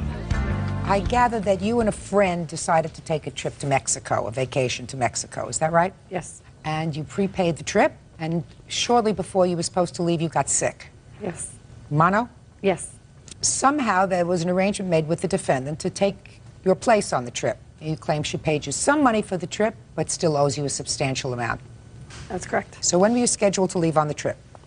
March 8th. When did you get sick? February 14th. I was hospitalized March 1st through the 6th. And at what point did it become non-refundable? Not exactly sure. Well, it becomes non-refundable. Certainly you would agree that by February 14th, when you got sick, it was non-refundable. Yes. Correct? Correct. So you stood to lose all of your money, right? Yes. Now tell me what the arrangements were with the defendant. The arrangements were, when I was in the hospital, between my witness Shannon and Callie, that she was going to pay me money before I left. Just a minute. So you never had a discussion with the defendant? No, I did not. Your witness did? Yes, she did. Step up. Tell me your name. Shannon Powers. You were supposed to go on the trip with Miss Beth. Clark. Mm-hmm. So what did you do? You contacted the defendant? Yes, I did. Okay. She was a friend of yours? Yep. Was she a friend of yours? No.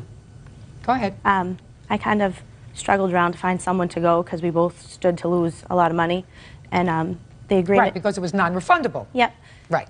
The agreement between Callie and myself was she would give or send Beth a check or money for $400 and then pay her the remainder of the $574 in the summer when she started working. Was that your agreement? No. Let me hear what your agreement was. The agreement was $700.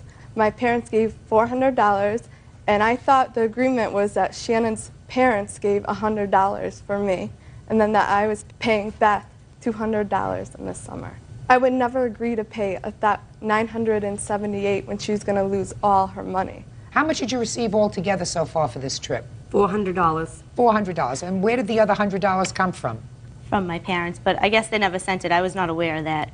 Why were your parents going to send Miss Clark another $100? Because Callie agreed to give me $500, and then she didn't have a license, and she had to get back from New York to Connecticut because she didn't have a passport, and she had to spend the money, the $100, to get back to Connecticut to get her IDs and stuff. Okay, so you were going to give her parents back the $100? No. My parents would only give me $400, and Beth's mom would not take the $400. She said $500. Are you telling me that you actually gave her $500 or $400? $400. But all right, so you still owe her $3. Miss Clark, you never had a conversation with nor a contract with the defendant. Is that right? Before she left, I did not have contact with her. Right, so you had no contract with her, right? Right. You had no agreement with her whatsoever. It was between them. But I had a friend who was willing to go instead of Callie before she... I don't know that. Where's your friend who was willing to go? I have a document. I don't read documents. I don't read documents. I mean, you're in the hospital. You stand to lose $974. You took out no insurance to prevent you from losing all this money. I mean, I don't see anybody spending the full amount of the trip. If she knows you're going to lose all of your money, that's not the way people usually operate. They usually operate, well, I'll go on short notice, but I'm not going to spend $1,000 on a trip. She didn't have $1,000. She only had $400. Aside from the fact you didn't have a contract with her. But that was the agreement that I understood, that she was to pay me money when she got back from the trip. Yeah. She paid me $400 and I expected the rest. I worked 2 jobs over my winter break trying to pay for this trip. And I wouldn't have let somebody go on my trip for $700 that I worked 2 jobs for and then I paid for in full. Next time you take a trip, you should have some insurance. I never thought that I was going to get sick. Absolutely. That's why people take out insurance. In any event, you had no contract with the defendant. As far as she was concerned, well, she got a little mixed up with the $100. I guess she figured your mother was going to give her $100 so that you wouldn't lose all your money and therefore you wouldn't go away on this trip alone. Yeah. You still owe her $300. Why haven't you paid her? I was going to pay her the $200 because I never knew that her mother didn't give the $100. Yes. All right. So I was going to pay her the $200, and then I get in the mail that she's trying to get $530 from me. So you gave her nothing? Right. Well, why didn't you give her at least what you thought you owed her? Because I knew I had to go to court anyways. Okay. Well, you owe her $300. Judgment for the plaintiff, that's all. Parties are excused. You may step out. Better. Yeah, this is case number 215 on the calendar in the matter of Lee versus Kearney Yawan. Parties have been sworn in, Judge. You may be seated. Folks, have seats. Ms. Lee, according to your complaint, the defendant was living in your home. You were living there with a friend of yours, and he was the friend's boyfriend. Is that right? Yes. And you claim that he started a fire in your home, caused substantial amount of damage. You want him to pay for all of the damage. The defendant's answer indicates that, well, it was an accident. And 2, he fixed a lot of the damage, and there should not be anything that requires any professional attention. Is that right, sir? That's right. Okay. When did this happen? Well, it took place around February of 2000. It was close to midnight, where he had apparently started the fire by himself. And somehow he had used kerosene, and it got out of hand. He left a trail of kerosene from the front door to the fireplace. So when he started to light the fire, it trailed back, of course, to the front door on the hardwood floor as well. You have pictures of the damage? Yes, I do. Were you in the house at the time? Yes, I was. The fire was extinguished so that nobody was hurt? Correct. Fortunately. Fortunately, okay. Yes.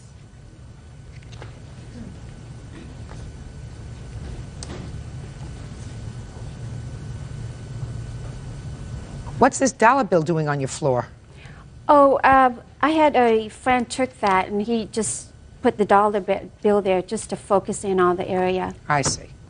I assume that's the ceiling, smoke on the ceiling? Correct. Okay.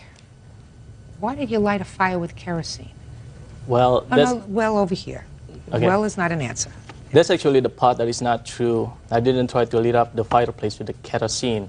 How did you light the fire? Well, okay, the truth is that I think it's about on June last year, and it's not on February. You needed a fire in June? Yeah. Was it very cold? June 31st, yeah. It was very cold. Where do you live? In Seattle. Even in Seattle, it's cold enough in the summertime that you have to light a fire? Yeah, sometimes. Sometimes it can get really cold, yeah. And I noticed at that time also it was raining outside. What time of the day or evening did you light this fire? Well, that's the thing that I'm not quite sure also. I have already totally forgot about this whole incident. How many fires have you lit in your life that caused damage? Yeah, that's... How many is my question. This is the first time. Then I would remember it. Do you understand? You almost burned the house down. Yes. How did it happen? Okay, I Do have you a remember drink. how it happened? Yes, Sir? I remember. You remember clearly how it happened? Yes. Go ahead. So at that time that it was late at night, and then I was setting up the fireplace, and then after that I go make myself a drink. What time were you setting up the fireplace? It's probably around 10 o'clock. Didn't you have to get up early in the morning? Yes, I do. Because I'm thinking that I was just going to set up the fireplace for about an hour, and then after that I will No, slowly, sir. extinguish it. You thought you were setting up the fireplace and what? For about only an hour. Fires don't last for only an hour. Yeah, but I decided that later on I will just extinguish it myself and then go to bed because I have to work in the morning. How'd the fire start?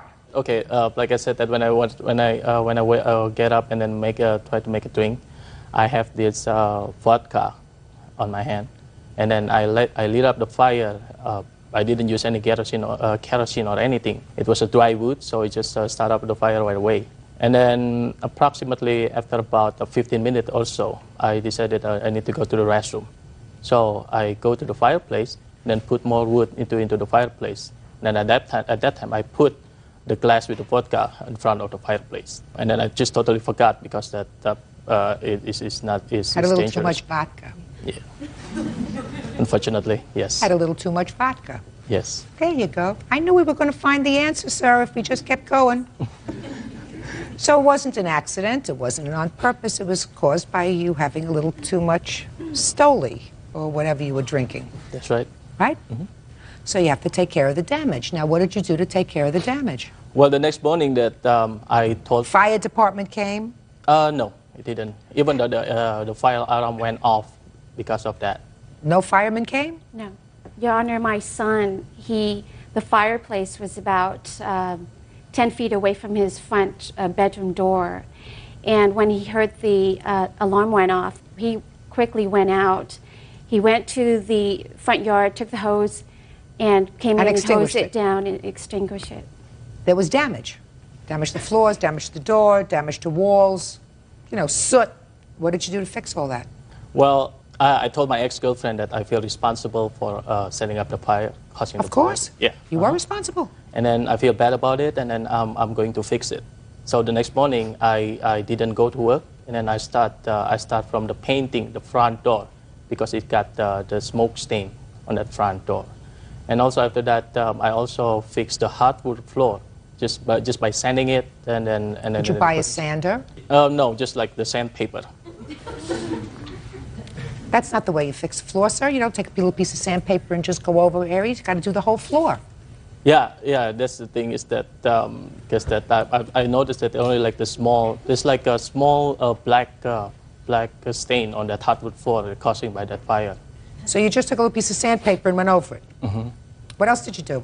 And I also paint the ceiling, not the ceiling, but the wallpaper. You painted over a wallpaper. Mm-hmm. Only on the portion that got the smoke. You're not a decorator, are you, by profession? Huh? No. I didn't think so. So that's what you did. You painted over the wallpaper. You took a little piece of sandpaper and you went over the floor in certain spots, mm-hmm. right?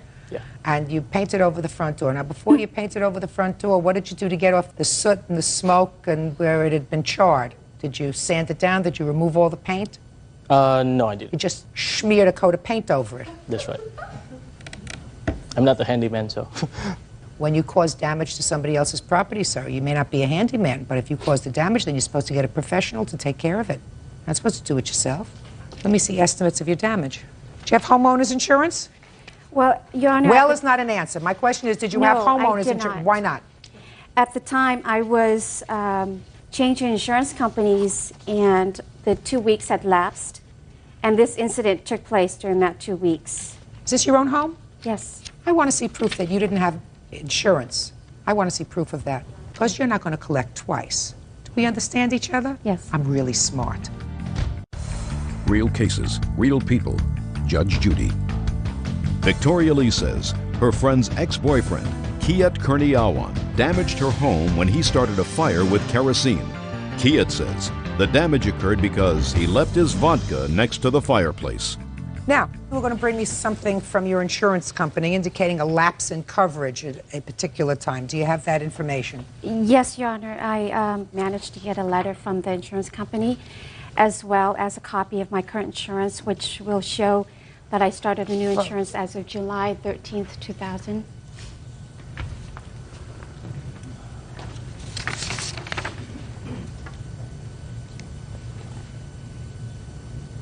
And that's in Seattle, Washington? Yes. When did you purchase the home? January of 2000. How much did you purchase it for? $240. You have a mortgage? Yes, I do. What's the mortgage? $189. If you have a mortgage, you have to have insurance. Yes. The lender requires that you have insurance, and if you don't have insurance, they get insurance for you. So if you had to show proof at the closing that you had insurance, everybody knows that. What kind of business are you in? I'm a mortgage consultant. You got it. Do we understand each other? Yes, Your Honor. But my home had closed in January, beginning of January, and then I had wanted to switch insurance company after it had closed, and I was hoping that the lender would not find out, which they didn't.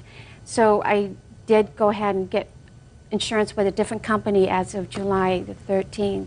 So what you're telling me is you fraudulently misrepresented to your lender that your premises was insured. Is that right? No, it was insured at the time of the closing, Your Honor. Well, at the time of the closing in January, if it was insured in January, it would have been insured in February, when you say the fire took place. I wanted to change insurance company, so I had canceled it. Well, that's not his problem. He had an accident in your house. If you had insurance, which you should have had, then you would have been totally covered. Is that right? Yes, Your Honor. Case is dismissed. Parties are excused. You may step out. I fixed it. And I actually told my ex-girlfriend that I will fix it. Don't you let your insurance lapse. Now, this is case number 71 on the calendar in the matter of Lewis versus Goodman. Parties have been sworn in. Judge, you may be seated. Sir, have a seat, please. Mr. Lewis, it is your claim that the defendant filed a false police report about you causing your arrest. You spent, according to what I read, about 16 days in jail as a result of that arrest. Is that right? Correct. And you want to be compensated. Correct. Tell me how this all started. Well, it originally started when I met her. I was chatting with her over the internet. Came to be that I wound up moving to the city where she was from because I was offered a job there. She was married at the time. I decided to meet her. Her husband was supposed to come with us, but he didn't show up, so we just became friends. My roommate that I was living with at the time had started dating her friend. Don't give me all this social relationship. I'm really not interested. Cut to the chase. You met her on the internet. You moved to where she was living. Right. You became friends. Right. Okay. Then it came to a point where I needed a vehicle. My friend, Vinny here, owns a car lot in Daytona Beach. I called him up and told him I needed a vehicle. I told him that I didn't want the vehicle in my name. Why not? Because I had did a deposition for him in his divorce trial. And his wife, being the one that he's divorcing, works at the car lot also. If she'd have saw the title in my name, knowing that I did the deposition, for him, that would have looked kind of fishy, as if like he was trying to bribe me or something. Right. So, and I was, paying him for the vehicle, and so we didn't want it to look like he was just bribing me with the vehicle. So Mary had agreed to put it in her name, and she had the insurance policy to put it on there with, so we did that. Okay. So your friend, your new friend, agreed to put the car in her name. Correct. But she wasn't paying for the car. Correct. Until I paid off. I was going to pay him $1,200 for the vehicle, and then once it got paid off, then it was going to be switched over to my name. So. Okay. Go ahead. Okay. Then I had it for roughly a month or so, and I decided to move back to Panama City where my kids live. And whenever I walked out of my house, probably 4 or 5 days after I was back into town, the vehicle was gone. The truck You mean was you gone. moved back to Panama City? Correct. And when you walked out one day, there was no car? It was just gone, right. Okay. So I called the police department and told them, I need to check to see if it's been towed. So they said, we don't have any record of that. I said, well, I need to report it stolen then. So the police department came out. The cop got there and he asked for my ID and I handed it to him. And immediately after handing it to him, he put me in handcuffs and told me I was being arrested for stealing the vehicle. And I was just shocked. I didn't know what to think. I didn't know what was going on. Then, I get to the police department and they told me that it was out of Polk County, which was where she's from, and that she had, signed a statement saying that I stole the vehicle from her. So. Okay. And it was a result of that report that you were arrested and incarcerated? Correct. You had no other outstanding warrants or anything No. else? So it was based solely on the report that she made? Correct. Do you have a copy of that police report? Yes, I do. I'd like to see it, please.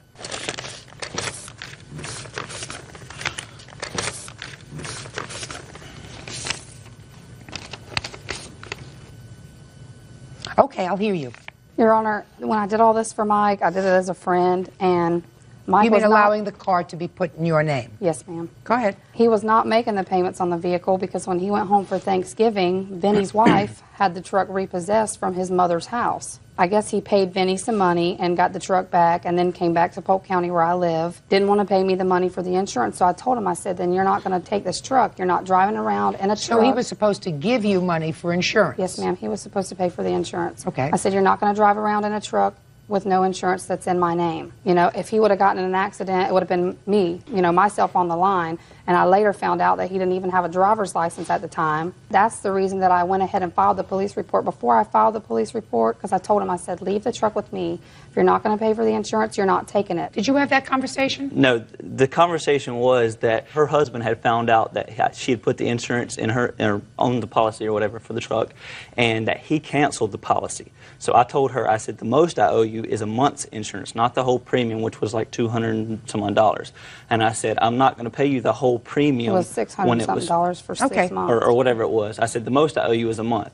And I said, and not one point, not at one time did she say, do not take the truck. Yes, now, I did. my roommate was there at the time, and he was saying, don't take the truck. But the reason why he was saying it was because that was his only means of transportation, was me and him riding together, and he didn't want me to take it. He wanted to keep it there. Well, let me ask you this question, Mr. Lewis. At the time that you took the truck, did you have insurance? I don't know, to be honest with you, because I had the insurance card. Well, if you just a second.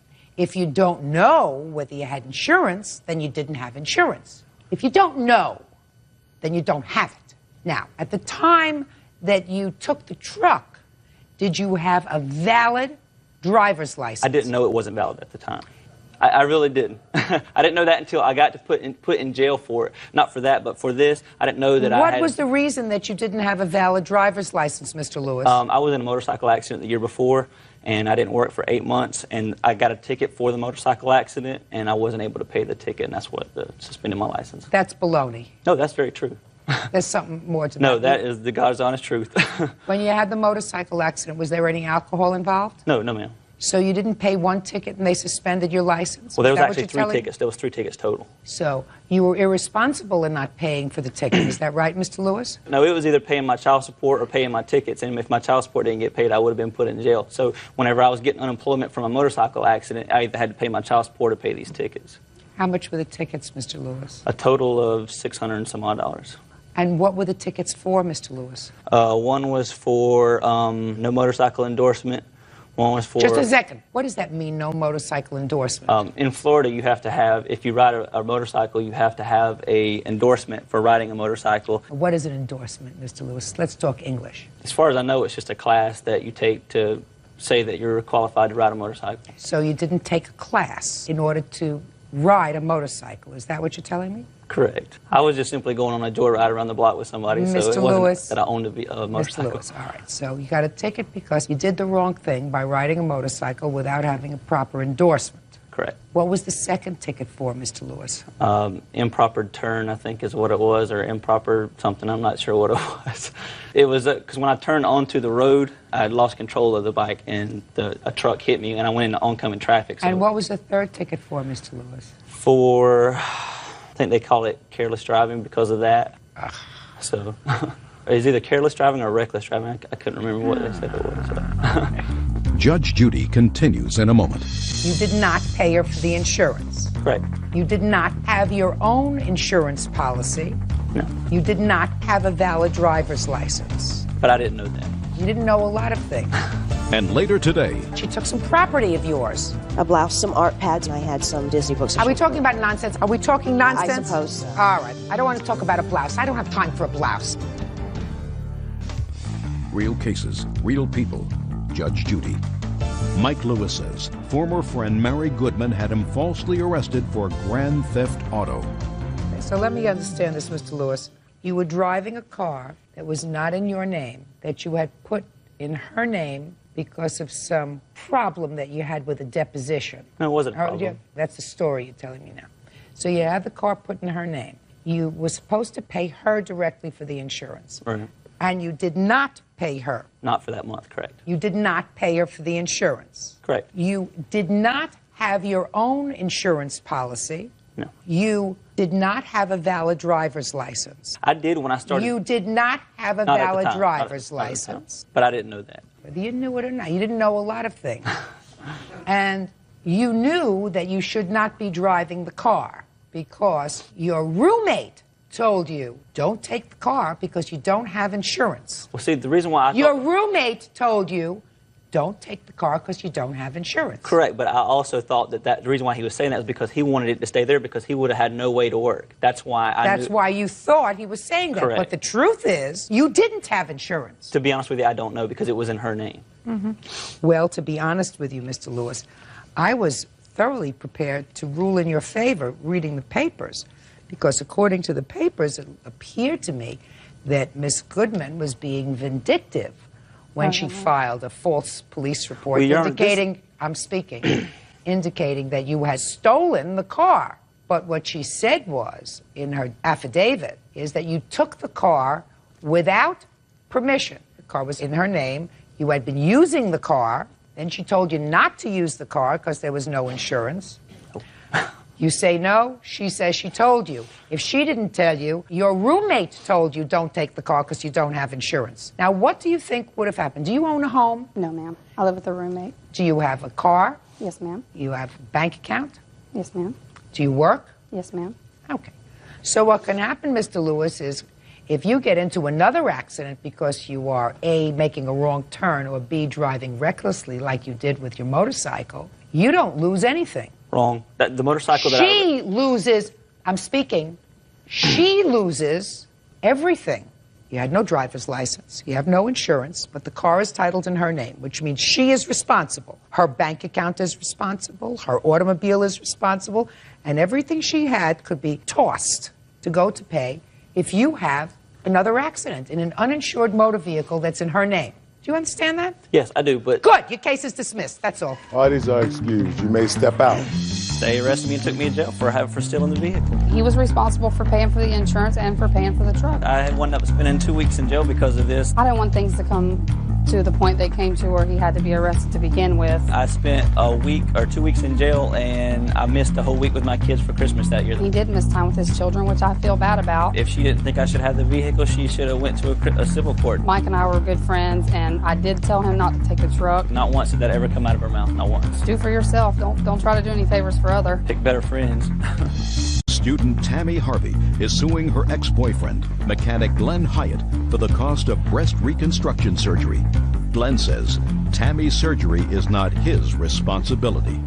Miss Harvey, the defendant is a former boyfriend of yours, and it is your claim that he promised to pay for some repair work on breast implants that you had while you were together. You've since broken up, and he refuses to pay for this reconstructive kind of surgery, which you have not yet had. Is that right? Correct. Okay. Were you living together? At one point. When? From March till December of the past year. And you had breast augmentation surgery previously, is that Yes. right? When? How old were you? 27. Okay. So when you were 27, you had breast augmentation surgery for the first time. Did you ever have any subsequent surgery? Yes, I had problems. What kind of problems did you have? With the first set, I had hardening, which they took them out and put saline and silicone in, where they would enhance them gradually so it wouldn't build up the scar tissue. And how then old were you when that happened? all of this happened within 5 years. I had like 5 surgeries. 5? Mm-hmm. When you were 27, you had the first surgery. When did you have the next one? Like the year after that. Why? After the hardening, they wanted to take out the bulbs that they used to put the saline in. And when he took the bulbs out, he wanted to just put in a new fresh set with the upgraded implants. So that's when you were 28. Right. When did you have the next surgery? It was a couple of weeks after that I developed a staph infection, and they removed the right breast implant, and then I went a year without an implant. Without? Right. Miss Harvey, you went and had the implants put in again. I had to because the skin had stretched so much. The doctor said it wouldn't look normal if he hadn't put another implant in there to replace the... So then you were 29? Correct. So now I have 4 surgeries. When was the 5th? The year after that, after the staph infection, he put new saline implants in, and then they were fine for the next 8 years. What happened 8 years later? So at that point, you're about 38. Right. I started dating the defendant, and I was having some problems. They were hurting. We massaged them together, Glenn and I, and in an intimate moment, the right one, it ruptured. And it took some time before the saline came down. But over time, you know, it was obvious, and it made a real impression on my self-esteem and everything. And the defendant and I were engaged to be married, And we were getting his finances in order so we could be married. So I was taking care of the majority of the bills and helping him. And when it came time for me to have my surgery, because last summer we couldn't enjoy going to the pool and everything like that, that's when he took me to the doctor. I had 2 consultations, and the surgeries were between $6,400 and $6,700. At that time, the defendant did a quick app financing the surgery, but it was denied. And now, I wanted to get this taken care of because it is noticeable, and I have pain because scar tissue builds up around the implant where it is because it's flat now, it's not smooth, and I have a lot of pain, and psychologically it's just hurting me, and he's backed away from his commitment to me. Well, I didn't hear about a commitment. We've talked over the 2 years about taking care of it. As a couple? As a couple. When you were sharing expenses? Correct. Okay, you want to say anything, Mr. Hyde? I just deny any responsibility for ever saying that I would pay for her surgery, and I had nothing to do with it, with her implant rupturing. I have a quick app that he said he would pay for it, and I have the doctor's with a picture. Okay, go ahead. I filled out that application to help her get the money, for financing her surgery.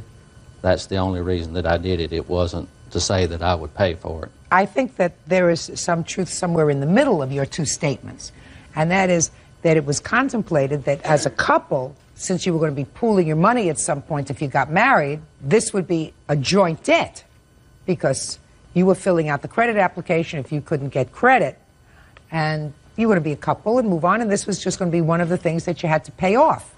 Would that be a fair statement? Yeah. Pretty much. Okay, so that's somewhere in the middle of he promised to pay for it and I didn't promise to pay for it. It was going to be a family debt. But you're no longer a family, Miss Harvey. That's your problem. There has to be a reason.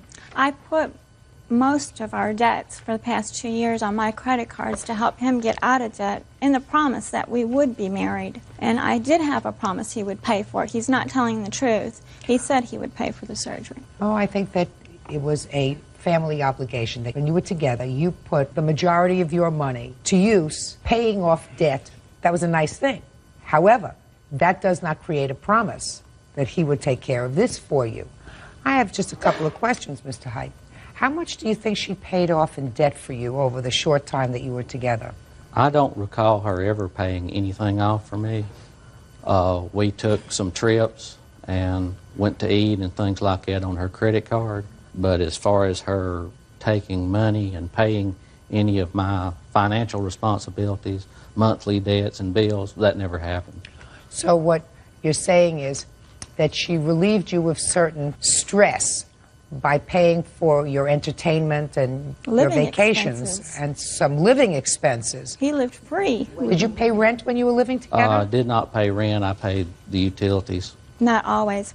I paid 7 out of 5 times for the utilities. I mean, you paid 5 times out of 7 months. No, he was Can't more. pay 7 out of 5. That math doesn't work. Miss Harvey, Yes. the romance is over. It's sad that it's over. And I'm not going to give you any medical advice because I'm not a doctor, but it seems to me a substantial part of your late 20s, early 30s, and now beyond are involved in recuperating from surgery. Maybe you should just say, this was not meant to be. The doctor said that I would have to have the surgery, and the implants needed to come out because of chance of infection, and that Do you have medical insurance? No, I don't. They won't cover it because it's cosmetic. Well, this isn't cosmetic if the doctor says it has to come out. For medical reasons, that chance of infection, then that's not a cosmetic reason.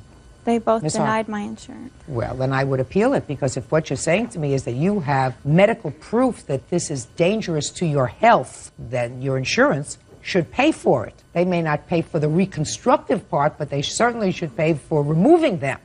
In any event, I find that no promise existed, no contract existed between the plaintiff and the defendant for him to assume the full responsibility of your surgery. And unfortunately, Ms. Harvey, I think you're going to have to assume the responsibility of this surgery yourself. Case is And now the next case. All parties in the matter of Hardy versus Beaton. Step forward, please.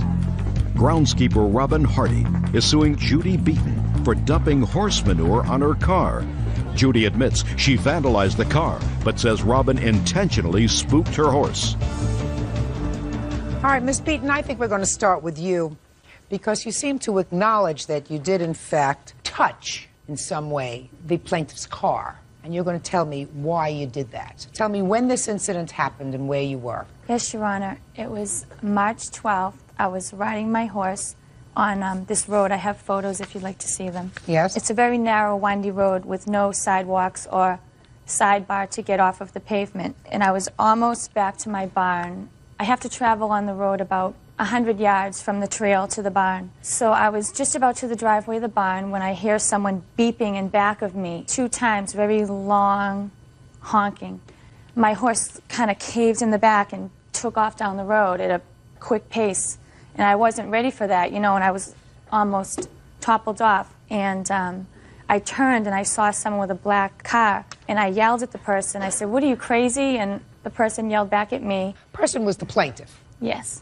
I said something like, "What, are you, a freaking idiot?" And she said, "Get out of the road," and passed me very close. As she passed me, she cut the wheel hard, almost hitting my German Shepherd dog who was in front of me, and sped off down the road. I tried to get a plate number, but I could just get a few initials, so that was it. And I went back to the barn, and I untacked my horse and put my horse away.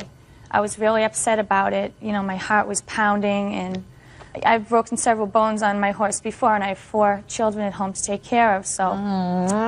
You took the saddle off your horse, and what did you do? I got a bag, grain bag here, and I put horse manure in it, and I started to drive home, thinking I might run into her car or her, because I thought maybe she was going to walk her dogs that were in the car at the reservoir down the road. So as I drove home, I did see her car. It was the only car in a parking lot marked DPW vehicles only, so it wasn't very hard to find it. And I pulled in next to it, and I took out the bag out of my car here. It's a paper bag. It's not going to cause any damage.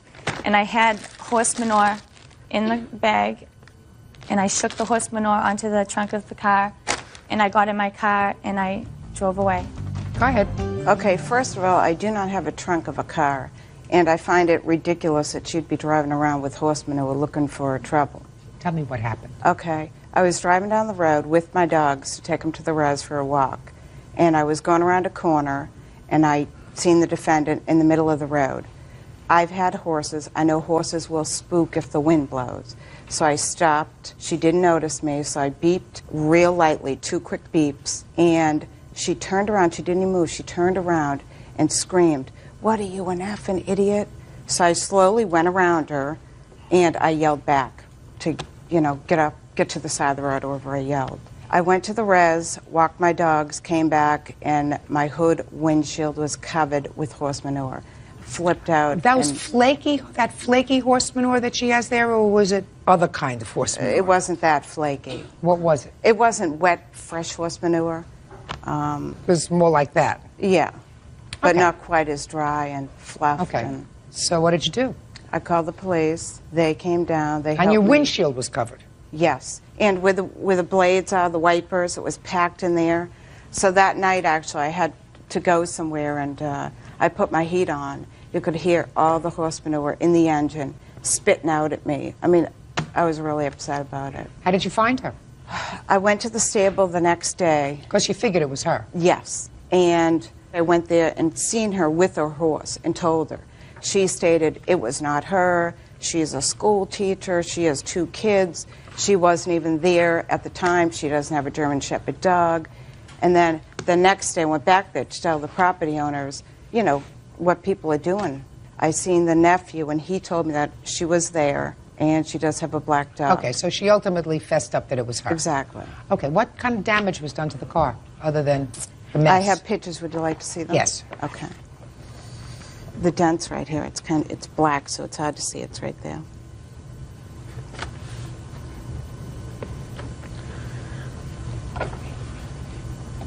There's 2 pictures there with the dent on it. And the third one is just a side profile of the car to see the condition. Did you get an estimate on fixing it? It's hard to see. Yes. Can I see have the 2 of estimate, them. please? Yes.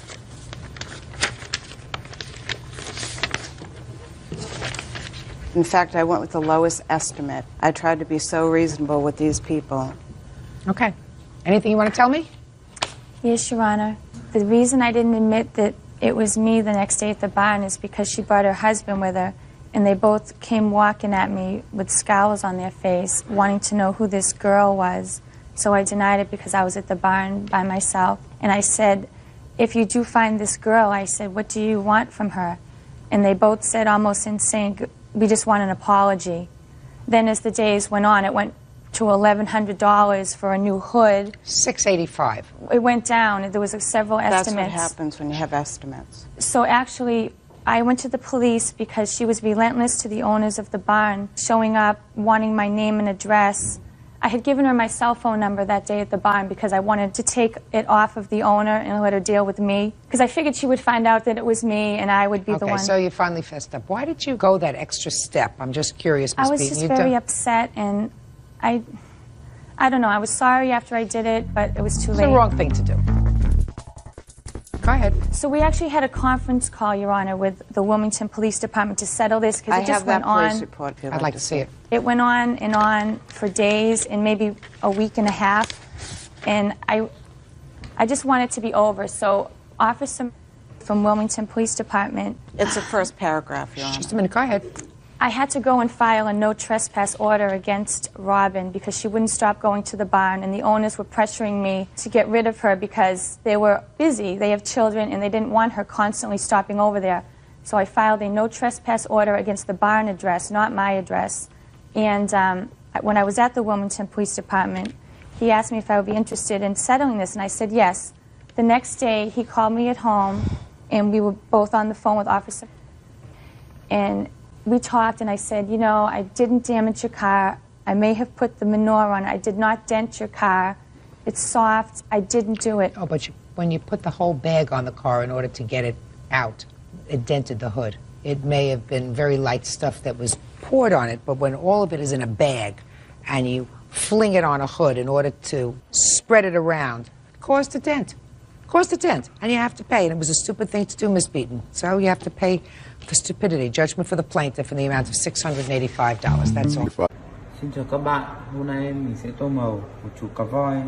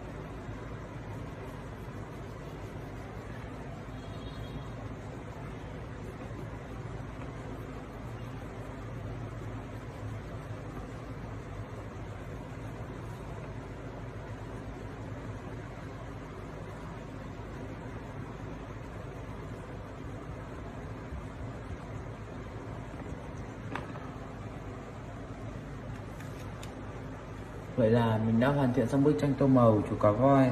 Cảm ơn các bạn đã xem video. Hẹn gặp lại các bạn ở những video tiếp theo.